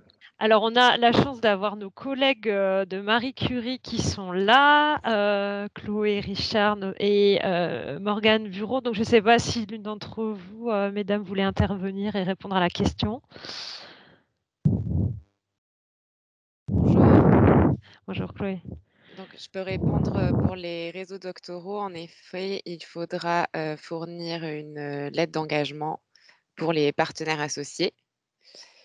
Et Morgane, je ne sais pas si tu es là, si tu veux préciser peut-être pour... Elle dit qu'elle n'a pas de micro, Morgane. Donc, je ne sais pas si elle va t'aider sur ce point-là. pour les post-doctoral fellowship, si je ne dis pas de bêtises, on demande une lettre d'engagement quand le partenaire associé est listé en part A pour un placement en fin de bourse. Et alors, ok, donc pour un placement, merci Morgane, et pour le partenaire associé qui va accueillir le fellow en phase sortante. Donc ça va dépendre du rôle du partenaire associé dans le projet. Super, merci. Merci beaucoup. Pris. J'en ai une autre. De l'autre côté de la frontière, nos amis suisses, on les met où? Bonne question. Ah. Pouvez-vous confirmer qu'un participant suisse devra être rajouté en tant que partenaire associé pour tous les types de projets, quel que soit le pilier, quel que soit le type d'action? Je te laisse répondre, Lucie. Oui, la Aujourd'hui, oui. réponse est dans la question, en fait. Effectivement, c'est le statut privilégié maintenant pour nos collègues suisses, établis en Suisse. Donc, c'est ça effectivement qui s'applique et quel que soit le cas de figure, effectivement. Alors, contrairement à H2020, les organisations internationales ne peuvent plus être financées. Elles peuvent juste être partenaires associés. Est-ce exact? Alors moi j'ai la réponse, hein. Normalement, si elles sont pas financées, elles peuvent être partenaires associés, mais elles ont un statut spécifique qui figure à l'article 10 du MGA. C'est ce qu'on a qualifié de partenaire à statut spécial, qu'on n'a pas évoqué dans la présentation aujourd'hui parce que c'est des cas plus rares et assez particuliers. le texte du MGA est assez clair là-dessus. Ça regroupe qu'une seule catégorie de personnes, personnes juridiques. Vous avez un article dédié aux organisations internationales. Je crois bien que c'est l'article 10.1 du MGA pour Horizon Europe. Donc, si elles ont du financement, normalement, elles sont là au titre du 10.1. Si elles sont sans financement, oui, c'est plus simple de les mettre en partenaire associé parce que du coup, c'est assez évident que toutes les clauses financières du MGA ne s'appliquent pas. Donc, c'est parfois plus simple, mais à voir. J'ai trouvé une autre question allant à la pêche qui s'adresse à nos collègues de Marie Curie. Enfin, en tout cas, c'est une question portant sur les actions MSCA. La question, c'est est-ce que la notion de partenaire associé sous Horizon Europe est la même que celle utilisée pour les actions Marie Curie Doctoral Networks, Partner Organization sous H2020? Ah, effectivement, c'est une bonne question parce que c'est un peu aussi le fruit, je trouve, de cette ancienne catégorie. Mais peut-être que mes collègues, et notamment Chloé, veut peut-être compléter la réponse. Oui, c'est ça. Comme le disait Lucie, les partenaires associés dans les MSCA, c'est une sorte de mix entre l'entité affiliée et la notion de partenaire associé dans Horizon Europe. Mais effectivement, dans les Doctoral Networks, un participant qui aurait le même rôle qu'une partner organization dans un ITN d'H2020 sera à considérer comme un partenaire associé dans un Doctoral Network d'Horizon Europe. Tout à fait, merci. Merci Chloé. Une autre question que j'ai trouvée, mais qui vient de sauter. Ah, pardon. Excuse-moi. Un partenaire non européen, non membre de l'Union ou non membre d'un pays associé, sera-t-il systématiquement partenaire associé? Assez logiquement, oui, sauf s'il est désigné bénéficiaire par les conditions de l'appel. C'est-à-dire que, en principe, oui, parce qu'ils ne sont pas éligibles au financement, donc il n'y a aucune raison de les mettre en bénéficiaire ou autre. Mais s'ils sont éligibles au financement par un concours de circonstances qu'on appelle conditions d'appel, là, par contre, il sera bénéficiaire. Je précise quand même, Ingrid, dans la liste des pays éligibles au financement, il y a tous les pays qui sont plutôt considérés comme pays en développement qui sont automatiquement éligibles. Et donc, ceux-là rentrent pas forcément dans la catégorie de partenaires associés, mais peuvent participer en tant que bénéficiaires classiques. Donc, c'est plutôt en fait pour les pays qui ne sont pas l'Union européenne, pas associés et qui ne rentrent pas dans la liste des pays automatiquement éligibles. Pour préciser. Bref, tout ce qui est inéligible à recevoir une subvention. Ou ceux qui n'en veulent pas. Hein. C'est de plus en plus rare, mais il y en a qui ne veulent pas. C'est ce qu'on disait tout à l'heure, ceux qui ont une petite structure et pour lesquels gérer un projet européen, même à titre individuel, peut être un véritable enfer. C'est vrai, pas de subvention, pas de souci d'audit. Voilà, effectivement. Du coup, j'avais souligné encore une question, mais je pense qu'on va bientôt arrêter là pour cette session de questions et continuer notre présentation. Parfois, les partenaires associés ne connaissent pas les montants exacts qu'ils se verront octroyer. Est-ce problématique d'afficher un budget non définitif? Alors non, c'est pas problématique. Ma collègue Lucie l'a dit, en fait. Elle a dit, vous pouvez les indiquer là dans ces fameuses colonnes, mais c'est pas du tout quelque chose d'obligatoire. D'ailleurs, il n'y a aucune annotation et aucune obligation dans les règles de cela. Donc, c'est à titre indicatif. Et donc, si vous avez un budget, une estimation, ne vous inquiétez pas, c'est vraiment pas un problème du point de vue de la Commission européenne. C'est même clairement mis dans les annotations. Si c'est fourni, c'est à titre informatif uniquement. Voilà, donc au moins c'est écrit noir sur blanc, merci. Voilà, écoutez, alors merci pour toutes ces questions. Du coup, on va poursuivre. Cette fois, c'est ma collègue Cécile Barra qui va vous parler d'abord des sous-traitants. Je t'en prie, Cécile.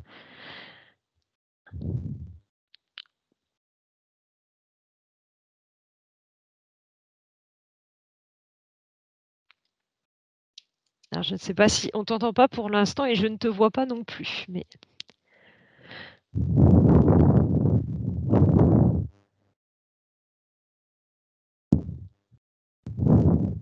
Est-ce que Cécile aurait des soucis de connexion? Je ne sais pas.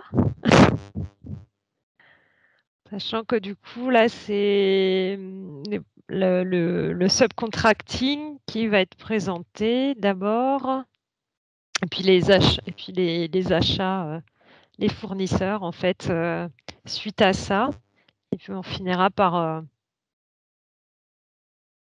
ce que j'appelle le cascade funding.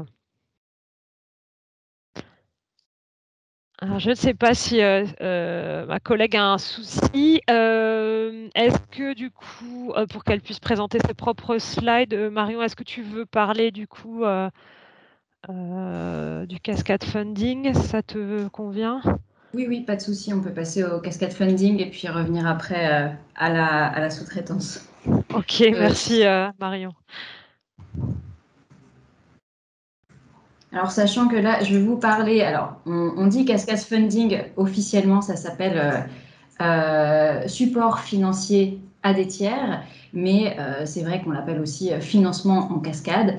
C'est un type de tierce partie qui apparaît au Grand Agreement à l'article 9.4. Et alors, première attention, c'est une tierce partie qui est très rare et ça doit être expressément prévu dans le programme de travail pour que vous puissiez en faire l'utilisation. Qu'est-ce que ce sont que ces supports financiers à des tiers?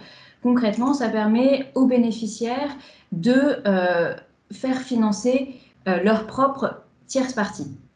Je m'explique. Dans le cadre de supports financiers à des tiers, dans la proposition, les bénéficiaires vont pouvoir préciser des modalités d'octroi, de subvention ou de prix à des tiers, normalement jusqu'à un montant maximum de 60 000 € par tiers, sauf exception, et de le répartir à leurs bénéficiaires lors de l'exécution du projet. Ce type de financement n'entre pas dans le calcul des 25% de coûts indirects et il y a un accord qui est passé entre le bénéficiaire et ses tiers financés en cascade pour éviter tout conflit d'intérêts. En fait, pourquoi la Commission européenne ajoute ce type de tierce partie à certains projets H2020, c'est que ça permet d'associer des utilisateurs finaux au projet. Concrètement, ce financement en cascade, vous avez à l'ajouter à la colonne D1 de votre budget.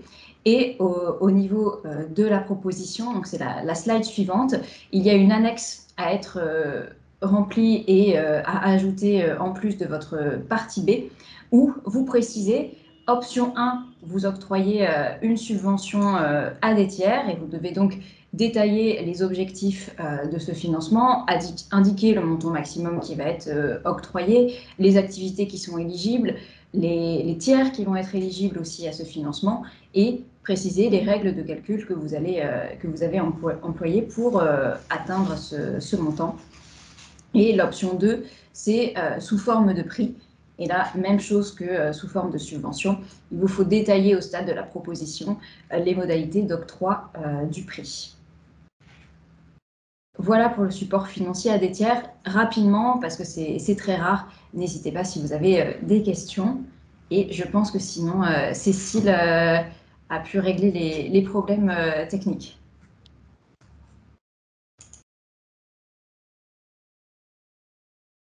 Alors, je t'en prie, Cécile, si tu peux maintenant le faire, je mets ton micro et nous t'écoutons pour la partie sur le subcontracting et les fournisseurs.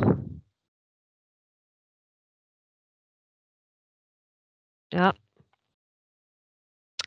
Alors j'ai vu Cécile disparaître en direct de l'écran, donc j'espère qu'elle va pouvoir revenir rapidement. Voilà, alors on voulait au départ finir par cette partie sur le cascade funding, hein, parce que Marion l'a dit, voilà, c'est vraiment que si c'est prévu à l'appel.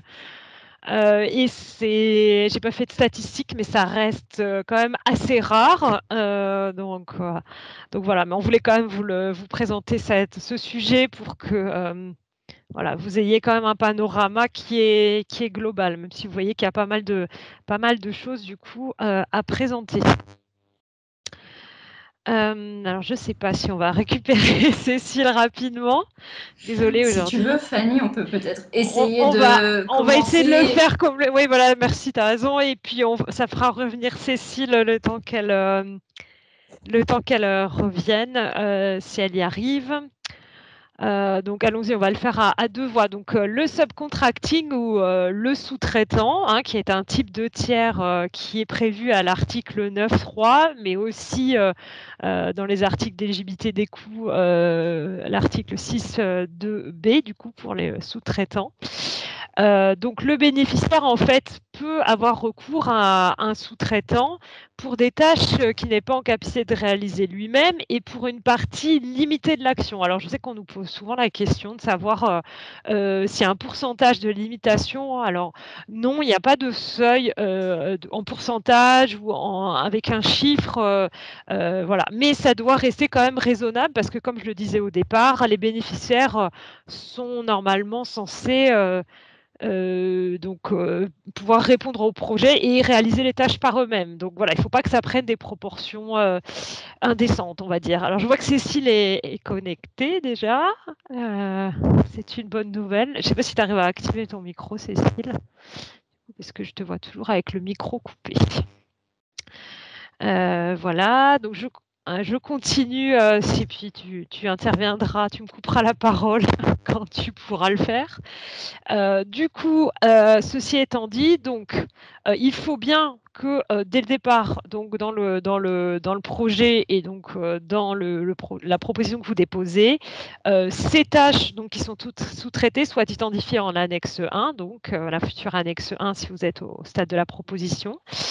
Voilà. Et si ce n'est pas le cas, il faut absolument le signaler à la Commission européenne dès que possible et faire un avenant. Vous ne pouvez pas avoir un sous-traitant sans que ce soit nommé dans le projet, la proposition. C'est absolument pas possible. Voilà, donc ça c'est quelque chose de très important. Et comme on le disait aussi tout à l'heure et on le redit ici, sur le bénéficiaire qui reste responsable vis-à-vis de la Commission européenne des tâches réalisées par le sous-traitant.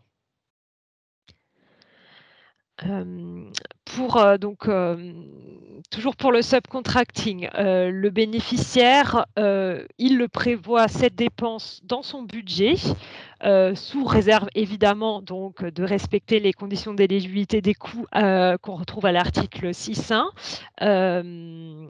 Et ce coût est un coût estimatif au moment de la proposition qui sera ensuite déclaré dans le rapport financier du bénéficiaire en question en coût réel. Donc, on va prendre en fait concrètement le montant total de la facture que le sous-traitant enverra au bénéficiaire. Mais attention, dans cette catégorie de coûts bien spécifique qui est le subcontracting, la Commission européenne ne vous versera pas de coûts indirects en plus du coût de du remboursement de cette facture, estimant en fait que cette facture, elle inclut déjà des coûts d'environnement et que du coup, elle rembourserait quelque part deux fois ses coûts indirects. Donc voilà, donc c'est un cas où vous n'aurez pas de coûts d'indirect. Peut-être pour compléter sur cette partie plutôt budget, lorsque vous voulez impliquer un sous-traitant ou sous-contractant dans vos projets, il faut aussi penser pouvoir justifier d'une mise en concurrence de votre sous-contractant pour pouvoir le justifier. Donc, tout à fait. Et ça peut passer par des manières très simples. La règle des 3 devis, par exemple, fonctionne dans le cas des sous-traitants. Oui, merci. C'est toujours important de rappeler ça, et sachant que si vous êtes dans un organisme public, à ça s'ajoute le fameux respect des règles des marchés publics si vous atteignez en plus certains seuils critiques. Ceci étant dit, donc le sous-traitant, par contre, il y a des choses qui ne sont pas possibles de faire. On n'est pas possible de réaliser de la sous-traitance entre des bénéficiaires d'une même action. Donc vos bénéficiaires, voilà, et vous ne pouvez pas faire en parallèle pour le projet en question du subcontracting. Il faut que chacun, du coup, reporte ses coûts directement à la Commission européenne. On ne peut non plus absolument pas sous-traiter les tâches de coordination. Donc, quand une entité fait le choix d'être coordinatrice d'un projet, elle doit notamment tout ce qui est coordination et en particulier les aspects administratifs, financiers, elle doit les assurer par elle-même. Sinon, elle ne peut pas être coordinateur, mais ça ne se sous-traite pas. Et dans le cadre d'un même groupe, donc le cas de filiales, de mères et de filiales qui seraient bénéficiaires du projet, un contrat, donc un sous-contrat entre bénéficiaires et ses affiliés, ce n'est pas autorisé non plus, sauf s'il y a voilà, un acte d'achat préexistant et que du coup c'est quelque chose qui se fait habituellement. Que vous pouvez le prouver. Sinon, c'est pareil, vous ne pouvez pas réaliser de subcontracting dans ce cas de figure-là. Donc, voilà pour les restrictions et ce qui n'est pas possible de faire dans le cas de subcontracting. Je ne sais pas si tu peux passer à la diapositive suivante, Ingrid. Merci. Donc, en résumé, pour récapituler, voilà toutes les obligations qui s'appliquent en fait aux sous-contractants dans le cadre d'Horizon Europe. Donc, mes collègues tout à l'heure ont fait le même récapitulatif pour le type de tierce partie qu'elles ont déjà présenté. Donc, je ne vais peut-être pas vous les lister toutes ici, vous les retrouver. Voilà, mais en tout cas, il doit s'assurer le bénéficiaire qui fait appel à la sous-traitance que ces obligations sont acceptées et connues par le sous-traitant. Ça, c'est important, à noter. Je ne sais pas si tu veux prendre le relais, Marion, pour les autres biens et services. Allez, je me lance. Je ne sais pas si Cécile à présent a son micro qui fonctionne, parce que j'ai l'impression que oui. Cécile. Est-ce que vous m'entendez pour moi? Parfaitement, bienvenue. Bah, écoute, je t'en prie. Je suis terriblement désolée. Non, c'est pas de ta faute. Je pense que c'est les erreurs, problèmes techniques de Teams qui nous... voilà. Non, mais pas de problème. Vas-y, je t'en prie. Terriblement désolée. Je suis sûre que tu as réussi à faire la présentation sur les sous-contractants. Je vais du coup reprendre juste pour la dernière slide. Tout ça est très frustrant quand même. C'est pas grave, je ferai mieux la prochaine fois. Du coup, oui, pour terminer sur les tiers au projet, et parce que cela peut susciter encore pas mal de questions parmi les bénéficiaires, c'est les coûts que nous mettons, qu'il convient de mettre dans la catégorie autres biens, travaux et services. Donc, ce sont des prestations ou des fournitures que nous achetons auprès de tiers ou auprès de fournisseurs. Et ces coûts sont considérés à l'article 6.2C3 du modèle de Grant Agreement. Ces coûts-là ne concernent pas des tâches qui sont spécifiques au projet et relèvent plus du fonctionnement habituel des bénéficiaires. Ils doivent être estimés au moment du dépôt du projet et ils sont déclarés en coût direct et en coût réel dès lors qu'ils remplissent le cadre d'éligibilité de l'article 6 de la Convention de subvention.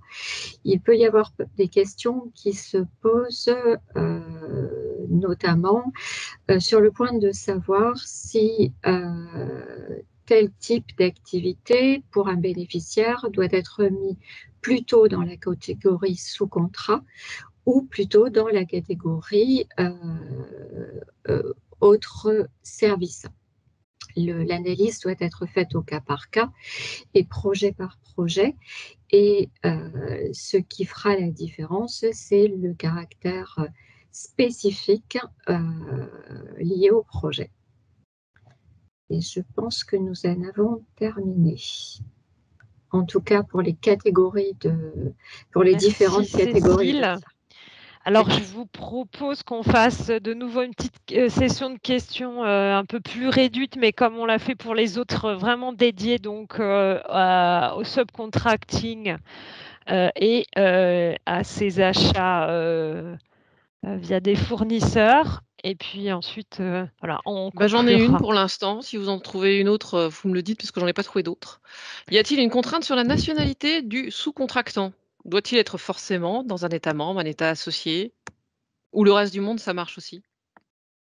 Je te laisse répondre, Cécile, hein, maintenant que tu as le micro, je me repose sur toi. Il n'y a pas, à ma connaissance, de restrictions sur la nationalité. C'est le bénéficiaire qui fera le choix, selon les règles qui lui sont applicables, du sous-contractant, avec toujours garder en tête le fait qu'on ne doit pas contourner les règles de financement au travers de sous-contrats. Plus exactement, vous avez 2 critères de sélection, best value for money et une sélection sans conflit d'intérêts. Donc en général, si vous êtes un établissement public, vous appliquez les règles de la commande publique, ça marche très bien. Merci, Oui, merci Ingrid. À toutes les deux. J'ai trouvé une autre question sur les sous-contrats. Est-il possible de sous-traiter l'assistance à la gestion de projet, Project Management Office, sans déléguer la responsabilité du coordinateur? Alors, j'aurais tendance à répondre oui, mais la réponse est dans la question, c'est ça, c'est que vous ne pouvez absolument pas, je l'ai dit tout à l'heure, déléguer les tâches administratives, financières qui sont propres à l'entité coordinatrice. Ça, ce n'est absolument pas possible. Après, si vous Fanny? pensez... Ouais. En fait, il y a dans le contrat de Grant Agreement, je crois que c'est à l'article 7, vous avez une partie dédiée, un petit B dédié au coordinateur. Il y a, je crois de mémoire, 5 tâches qui sont identifiées de I à petit i, petit 2i, 3i, 4i, 5i. Et seules les 2 ou 3 dernières sont délégables dans une autorisation d'administrer, ce qu'on appellerait chez nous plutôt une délégation de service public. Donc typiquement, ça se passe comme ça pour des établissements publics qui délèguent la gestion des projets à leurs filiales de la valorisation. En revanche, acheter les services d'un consultant, après tout dépend de la dimension et de l'implication dans le projet, quoi. C'est un peu plus compliqué, quoi.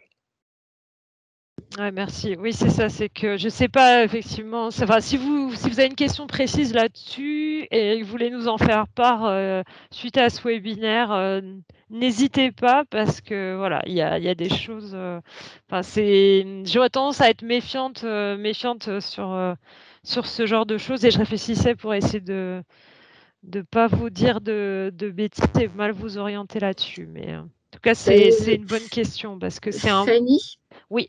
si je peux me permettre, en complément, vis-à-vis du coordinateur, le fait de sous-traiter les parties qui sont potentiellement sous-traitables, ça peut apparaître comme une faiblesse en termes d'évaluation du projet. Si le coordinateur prend la tâche de la coordination, il doit être en capacité de la mener. Tout à fait. Tout à Ouais, fait. la commission considère que les bénéficiaires sont censés faire le travail eux-mêmes. Donc le recours à des tiers est, entre guillemets, doit être considéré inévitable, vraiment, et sur des choses assez limitées, quoi. Oui, tout à fait. Une autre question, comment différencier sans ambiguïté prestation de service et sous-traitance? Zut alors! On a tout manqué? Vas-y Cécile, hein, si tu veux. Alors, la sous-traitance, ce qui qualifie la sous-traitance, c'est réellement des tâches du projet qui sont identifiées clairement dans la description de l'action. Que le bénéficiaire n'est pas en capacité de réaliser lui-même, et ça doit être forcément limité. Si le bénéficiaire est obligé de sous-traiter la majorité des tâches, à ce moment-là, le sous-traitant auquel il a pensé doit être bénéficiaire lui-même, puisqu'il a une contribution suffisante dans le projet. Prestation de service sera plutôt de l'ordre de quelque chose qui est courant. Alors, il y a Dans les annotations du Grant Agreement, il y a un certain nombre d'actions qui sont considérées comme étant des prestations de services, mais typiquement, ça peut être aussi... alors, la production des certificats des CFS peut être une prestation de service, être identifiée en tant que services.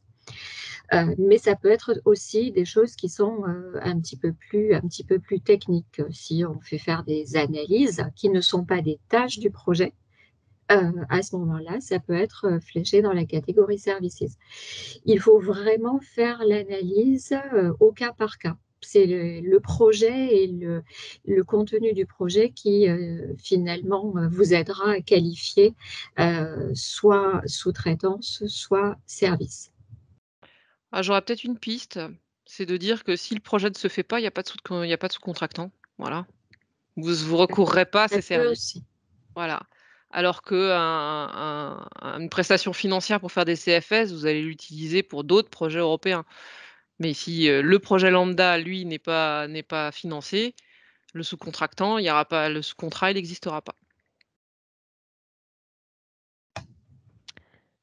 Alors, merci. Je ne sais pas s'il y a d'autres questions. Du coup, j'étais en train de regarder là, le passage. Je voulais vous donner, Ingrid, toi, tu as en tête le numéro de l'article ou la page là, des obligations du coordinateur. Je vous avoue qu'en fait, sur Horizon De Europe, mémoire, je ne c'est connais pas l'article encore. 7. Je connais pas, parce que c'est bénéficiaire l'article 7. Je connais pas encore bien mes articles par cœur, désolée, du coup j'arrive pas à le retrouver dans la gamme de... Je pense Ah, que je- c'est là, je pense qu'il est à l'écran, c'est hein. Il est à décrit l'écran dans l'article parce que- 7.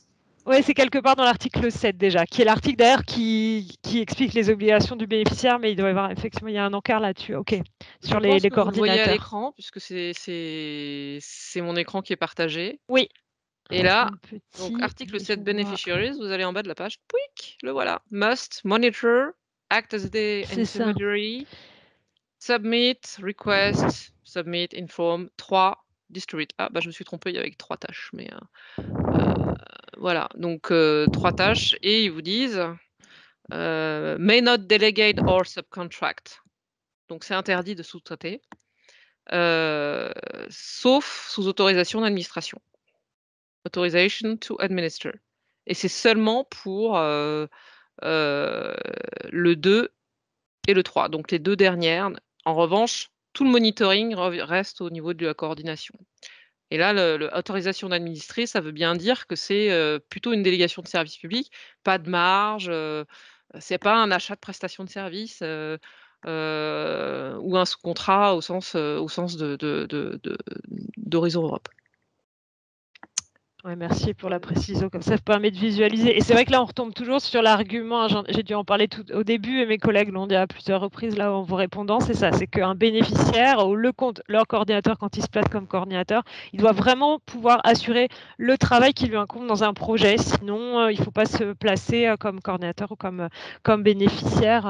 C'est un peu ça la règle de base. Alors, écoutez, je pense qu'on va du coup en finir voilà, avec donc une synthèse rapidement, et puis comme ça, on reviendra à des questions pour terminer ce webinaire.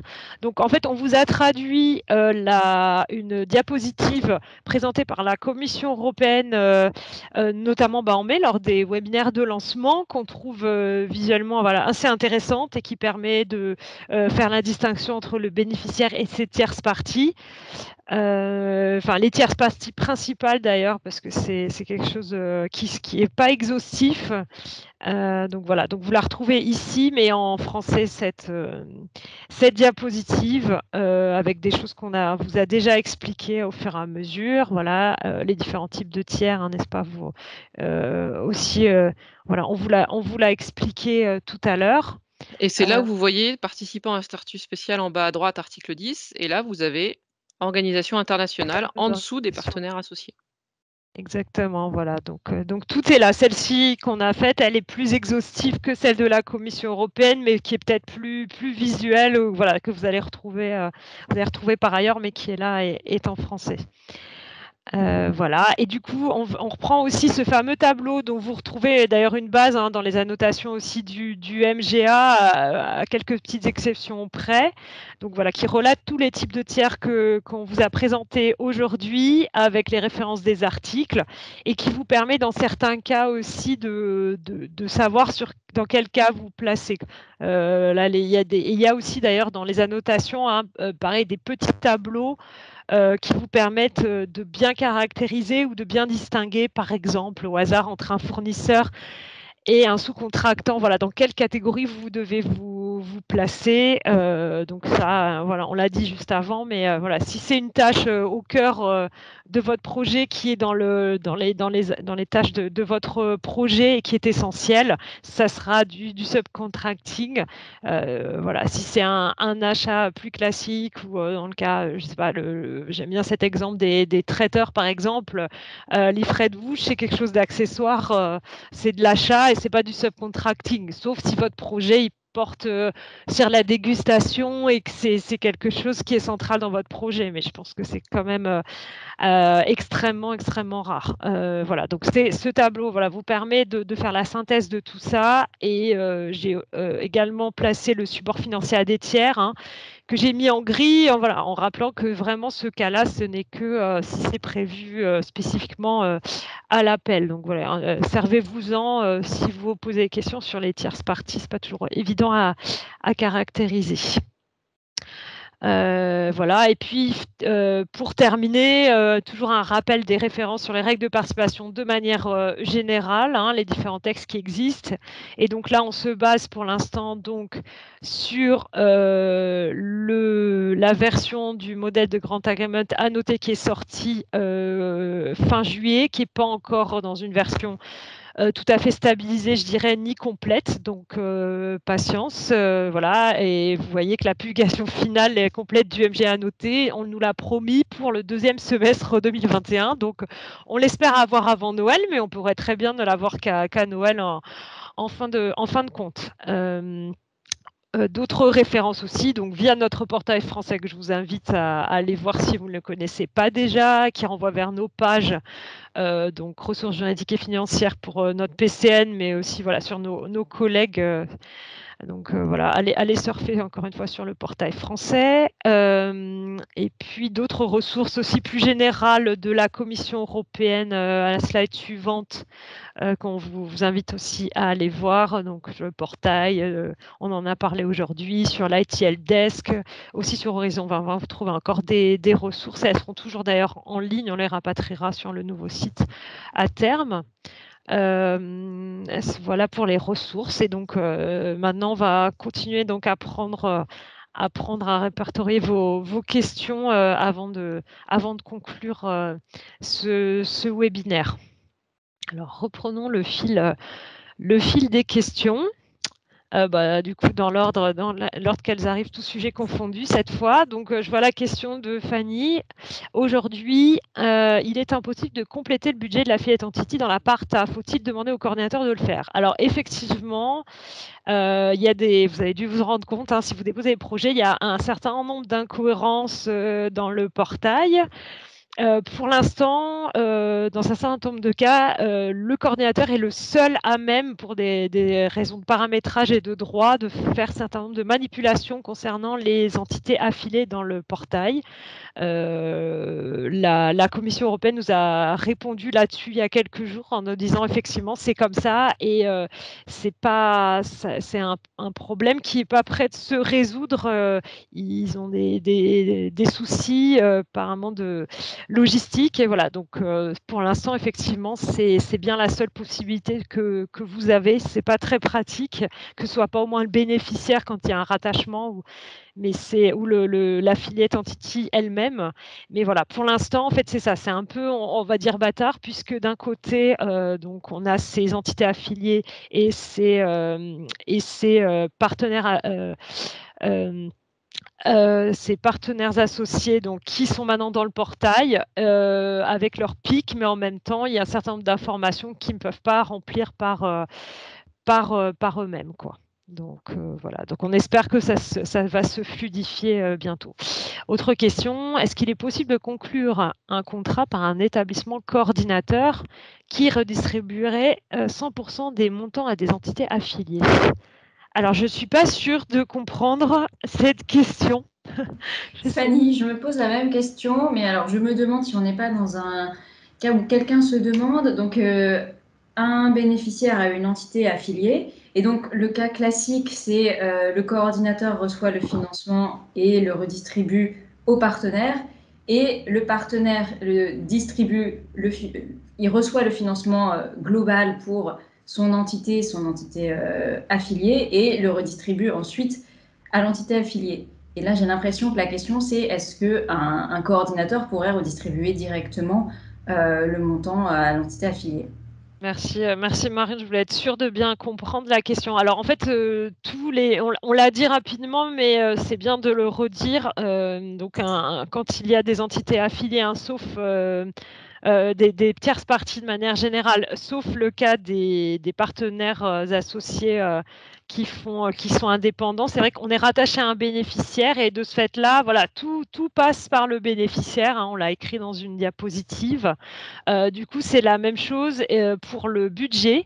Donc, il faut que le bénéficiaire correspondant s'organise avec ses tierces parties, sa ou ses tierces parties, parce que c'est lui qui va recevoir le budget et après qui décide avec elle comment et si d'ailleurs il reverse le budget. Ça, la Commission européenne, comme elle ne contractualise pas encore une fois avec les tierces parties, elle ne s'occupe pas de ça et c'est à vous de déterminer, bénéficiaire, si vous avez des tierces parties.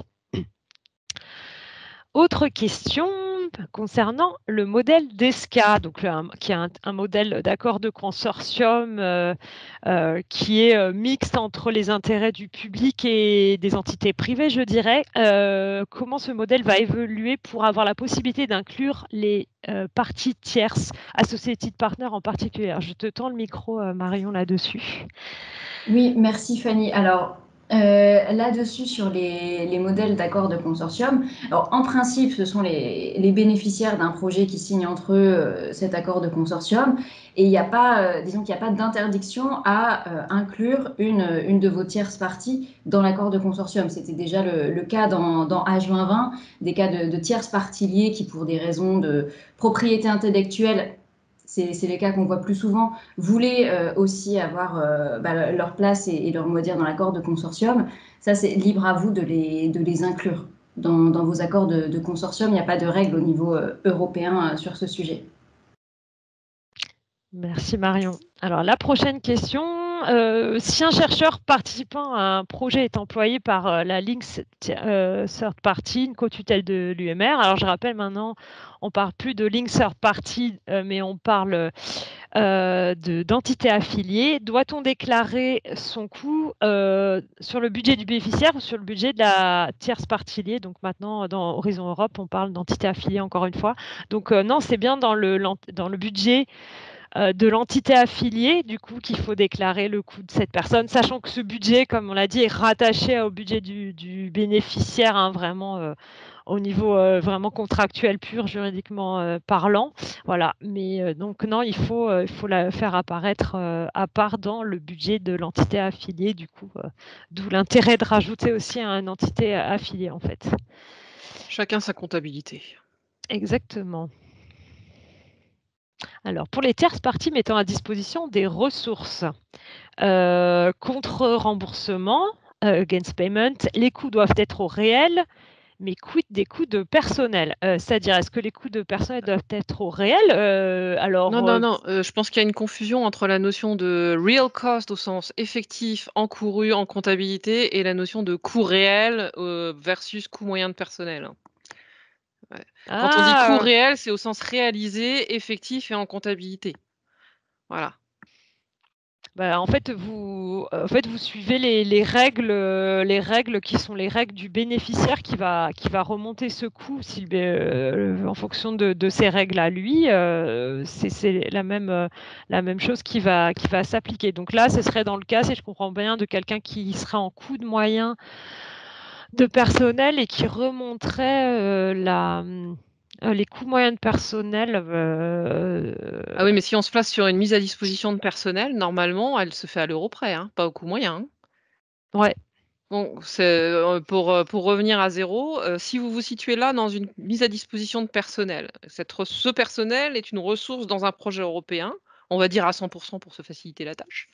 Donc ce personnel est mis à disposition d'un bénéficiaire, qui va l'utiliser pour ce projet à 100 donc 100 du coût de personnel réel, en tous les cas, de ce personnel mis à disposition sera à déclarer par le bénéficiaire qui l'utilise.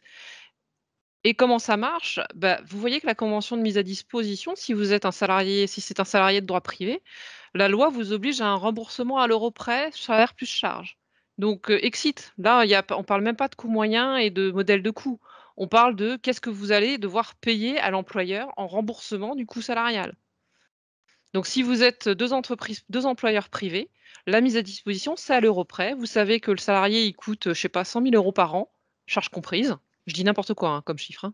Ça sera 100 000 € dans l'année, à justifier, sur 12 mois. Voilà.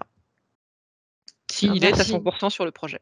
Merci Ingrid. Alors si jamais, hein, parce que parfois comme ça, les questions sont contexte, c'est pas forcément évident. Si jamais c'était pas clair pour vous la réponse ou que ça s'appliquait pas à ce que vous vouliez vraiment nous demander, écrivez-nous sur la hotline. Voilà, comme ça on complétera le sujet par ailleurs. Autre question, où et comment affiche-t-on les in-kind contribution against payment si pas dans le tableau 3.1J, in-kind contribution provided by third parties? Vous le mettez dans votre budget en fait, vous les indiquez dans le budget, dans le budget du bénéficiaire qui va remonter du coup la mise à disposition donc de la personne ou de la ressource. Voilà. Puisque vous devrez les déclarer à cet endroit-là, vous les budgétez à cet endroit-là aussi. C'est ça. Alors, on est d'accord, hein, on peut se demander si c'est logique ou si c'est... Mais c'est comme ça, d'après ce qu'on a compris, encore une fois, des annotations et des templates. Aujourd'hui, 30 septembre 2021. Question suivante. Est-ce qu'on le doit inclure une tierce partie liée, tutelle d'une UMR, si on ne demande pas de coût pour elle, on aura les droits sur l'API. Alors, encore une fois, hein, là, on parle d'Horizon Europe, donc on ne parle plus de tierce partie liée, mais on parle d'entité affiliée, qui est le nouveau terme, hein, mais c'est égal à ce qui existe en H2020 sous le terme tierce partie liée.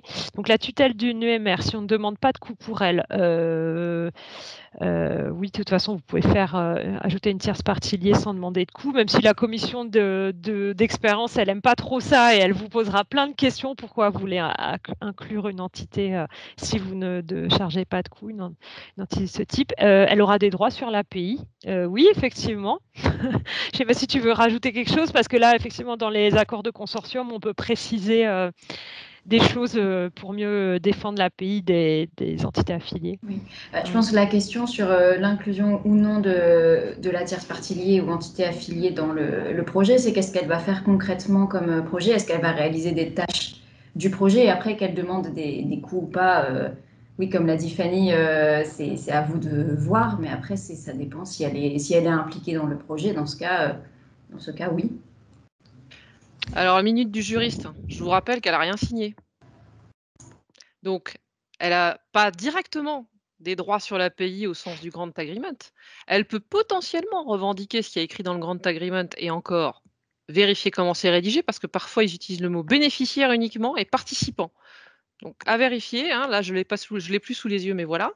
Et en l'occurrence, faut voir si les accords que vous avez, le lien juridique préexistant que vous avez avec cette entité affiliée, donc là, une cotutelle d'UMR, si vous avez une convention d'UMR, il y a peut-être déjà la répartition de la propriété intellectuelle qui est déjà prévue. Est-ce que c'est compatible avec les conditions du consortium agreement que vous allez conclure avec les autres bénéficiaires? Voilà, un travail pour votre juriste. La cohérence des clauses juridiques de propriété intellectuelle entre deux contrats différents, conclus dans deux contextes différents, mais qui se rejoignent. Voilà. Je ne peux pas aller plus loin que ça.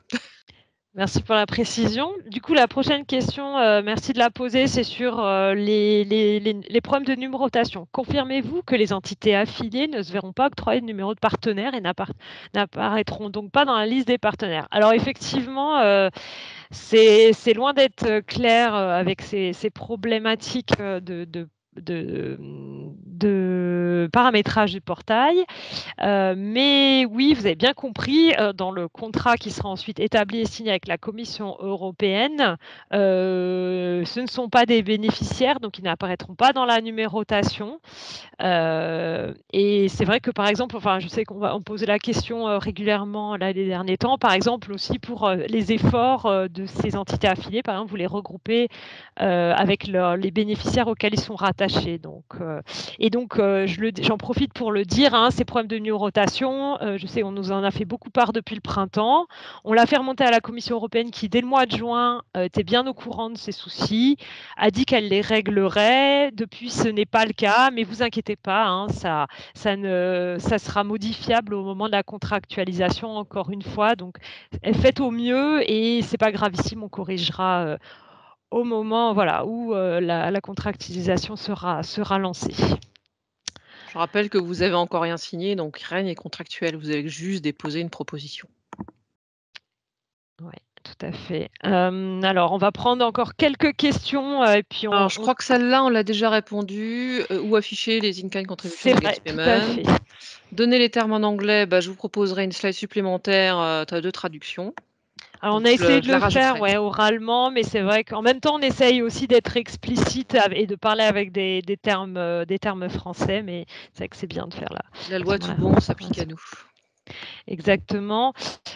Comment valoriser au réel les coûts de personnel pour les tierces parties in-kind contribution against payment? On l'a déjà dit, en fait, ne pas respecter les règles de calcul Horizon Europe. Pour moi, si, hein, les règles de calcul du bénéficiaire qui va remonter votre dépense, pour moi, elles s'appliquent. Je ne sais pas si tu veux dire quelque chose. Là-dessus, oui, c'est pour ça que j'avais fait la petite précision tout à l'heure que pour la colonne A et les différents types de coûts de personnel, vous verrez dans la convention de subvention, il y a une méthodologie pour les coûts A2 et A3, donc les second in person et donc les in-kind contribution against payment, qui vous propose des options selon ce que dit la convention de mise à disposition et ou le contrat qui vous lie à cette personne, selon qu'il y a un nombre d'heures totales qui est fixé dans la convention, un nombre d'heures par jour ou si c'est au jour. Toutes ces options-là sont précisées dans la convention de subvention. Merci Marion. Alors, il nous reste quelques minutes, hein, mais on va continuer. Puis, de toute façon, les 3 dernières. Allez. Voilà. Donc, third party giving in-kind contribution to the action, pour parler en anglais, doit-on les définir dès la proposition de projet ou possible d'en ajouter de nouveaux non mentionnés? Alors, si vous parlez justement de l'étape de contractualisation où la proposition devient un contrat parce que vos équipes ont été évaluées positivement par la Commission européenne, oui, c'est possible. Comme je disais tout à l'heure, c'est mieux d'avoir le maximum d'éléments déjà prêts dans votre proposition de projet, mais c'est toujours possible de l'ajouter au moment de la contractualisation. Et c'est aussi possible de réaliser des avenants en cours de projet, hein, parce que même si vous avez fait le travail, parfois la vie fait qu'il y a des choses qui n'ont pas été prévues et les avenants sont faits pour ça. Donc voilà. Mais de toute façon, la procédure étant toujours de contacter le project officer, hein, c'est le coordinateur qui le fait, vous n'êtes pas coordinateur du projet, et de voir avec lui les modalités si un avenant est nécessaire. La question ensuite qui suit, quelle est la différence entre la catégorie A1 employé et la catégorie A2 sous contrat direct avec le bénéficiaire? Alors justement, on en parlait tout à l'heure quand Marion vous a présenté les différents types de coûts de personnel. En fait, la réponse est un peu dans la question, c'est-à-dire que dans la catégorie A1, on parle d'employés au sens de salariés, donc il faut un contrat de travail entre le bénéficiaire qui est aussi l'employé du coup de la personne. Voilà, ça c'est la condition sine qua non auquel je pense. Le contrat, la catégorie A2, c'est la fameuse catégorie qui permet d'ajouter les in-house consultants et ce genre de choses, donc qui ont un contrat qui est établi avec le bénéficiaire, mais qui n'est pas un contrat salarial en fait, c'est pas un contrat de travail. Et cette catégorie A2 permet aussi justement justement de justifier les cas de seconded person. Voilà. Je pense que pour répondre rapidement, j'ai à peu près fait le tour. Donc A1, c'est vraiment quand on est salarié et que le bénéficiaire est bien l'employé du salarié qu'on va déclarer en fait. Voilà. Pour les in-kind contribution against payment, faut-il un contrat spécifique pour chaque projet? Oui. Quand on parle de contrat ad hoc, effectivement, il faut bien un contrat spécifique qui va mentionner du coup le projet, les conditions de mise à disposition, etc. Tout à fait. Qui rentre dans la case tiers mettant à disposition des ressources gratuitement? Alors c'est vrai que c'est quand même un cas très rare, hein, mais ça peut arriver en fait qu'on mette à disposition une ressource. Par exemple, des institutions publiques parfois se prêtent des ressources et on veuille le signaler aussi pour des histoires notamment d'assurance et que finalement ce soit gratuit. Ça arrive aussi. Alors c'est plus le cas en France, sauf exception, mais j'aime pas trop rentrer en exception ici. Parfois, dans certains établissements publics, en fait, les fonctionnaires, la gestion des fonctionnaires, elle est encore assurée par leur ministère et pas par l'établissement dans lequel ils travaillent. Donc, du coup, on est censé activer aussi ce cas-là. Mais Ingrid, tu voulais rajouter quelque chose, je t'en prie. Oui, j'ai très fréquemment fait des conventions de mise à disposition d'équipements gratos. On se paye pas, on s'aime trop. Voilà. Entre publics, on se faisait régulièrement des cadeaux de ce genre-là parce qu'on se disait, je te mets à disposition l'équipement B, moi tu me mets à disposition l'équipement A, l'un dans l'autre. On va pas se renvoyer des flux financiers pour 3 mois de loyer, quoi. Oui, tout à fait. Ouais, c'est vrai que merci, ça fait un exemple pour ça. Il est 16 h. Alors j'en prends encore une et puis malheureusement il va falloir s'arrêter là. Hein, mais le membre d'un réseau pourrait-il être considéré comme lié au bénéficiaire? Le coordinateur du réseau via la convention du réseau. Pardon, un ERN, je ne sais pas de quoi on parle. Je ne sais pas si une de mes collègues le sait. Oui, c'est comme si on avait fait un consortium et avec un coordinateur et c'est contractuel pur, j'imagine, hein. Donc tout dépend de comment c'est rédigé dans le contrat et si ça suffira à la commission derrière. Et si ça lui suffit pas, elle pourra demander une déclaration de solidarité, ce qui se fait parfois pour les entités affiliées. Mais oui, d'un point de vue théorique, ce serait possible. Ouais, c'est ça, exact. Merci Ingrid. C'est vrai que le lien juridique préexiste, il est contractuel.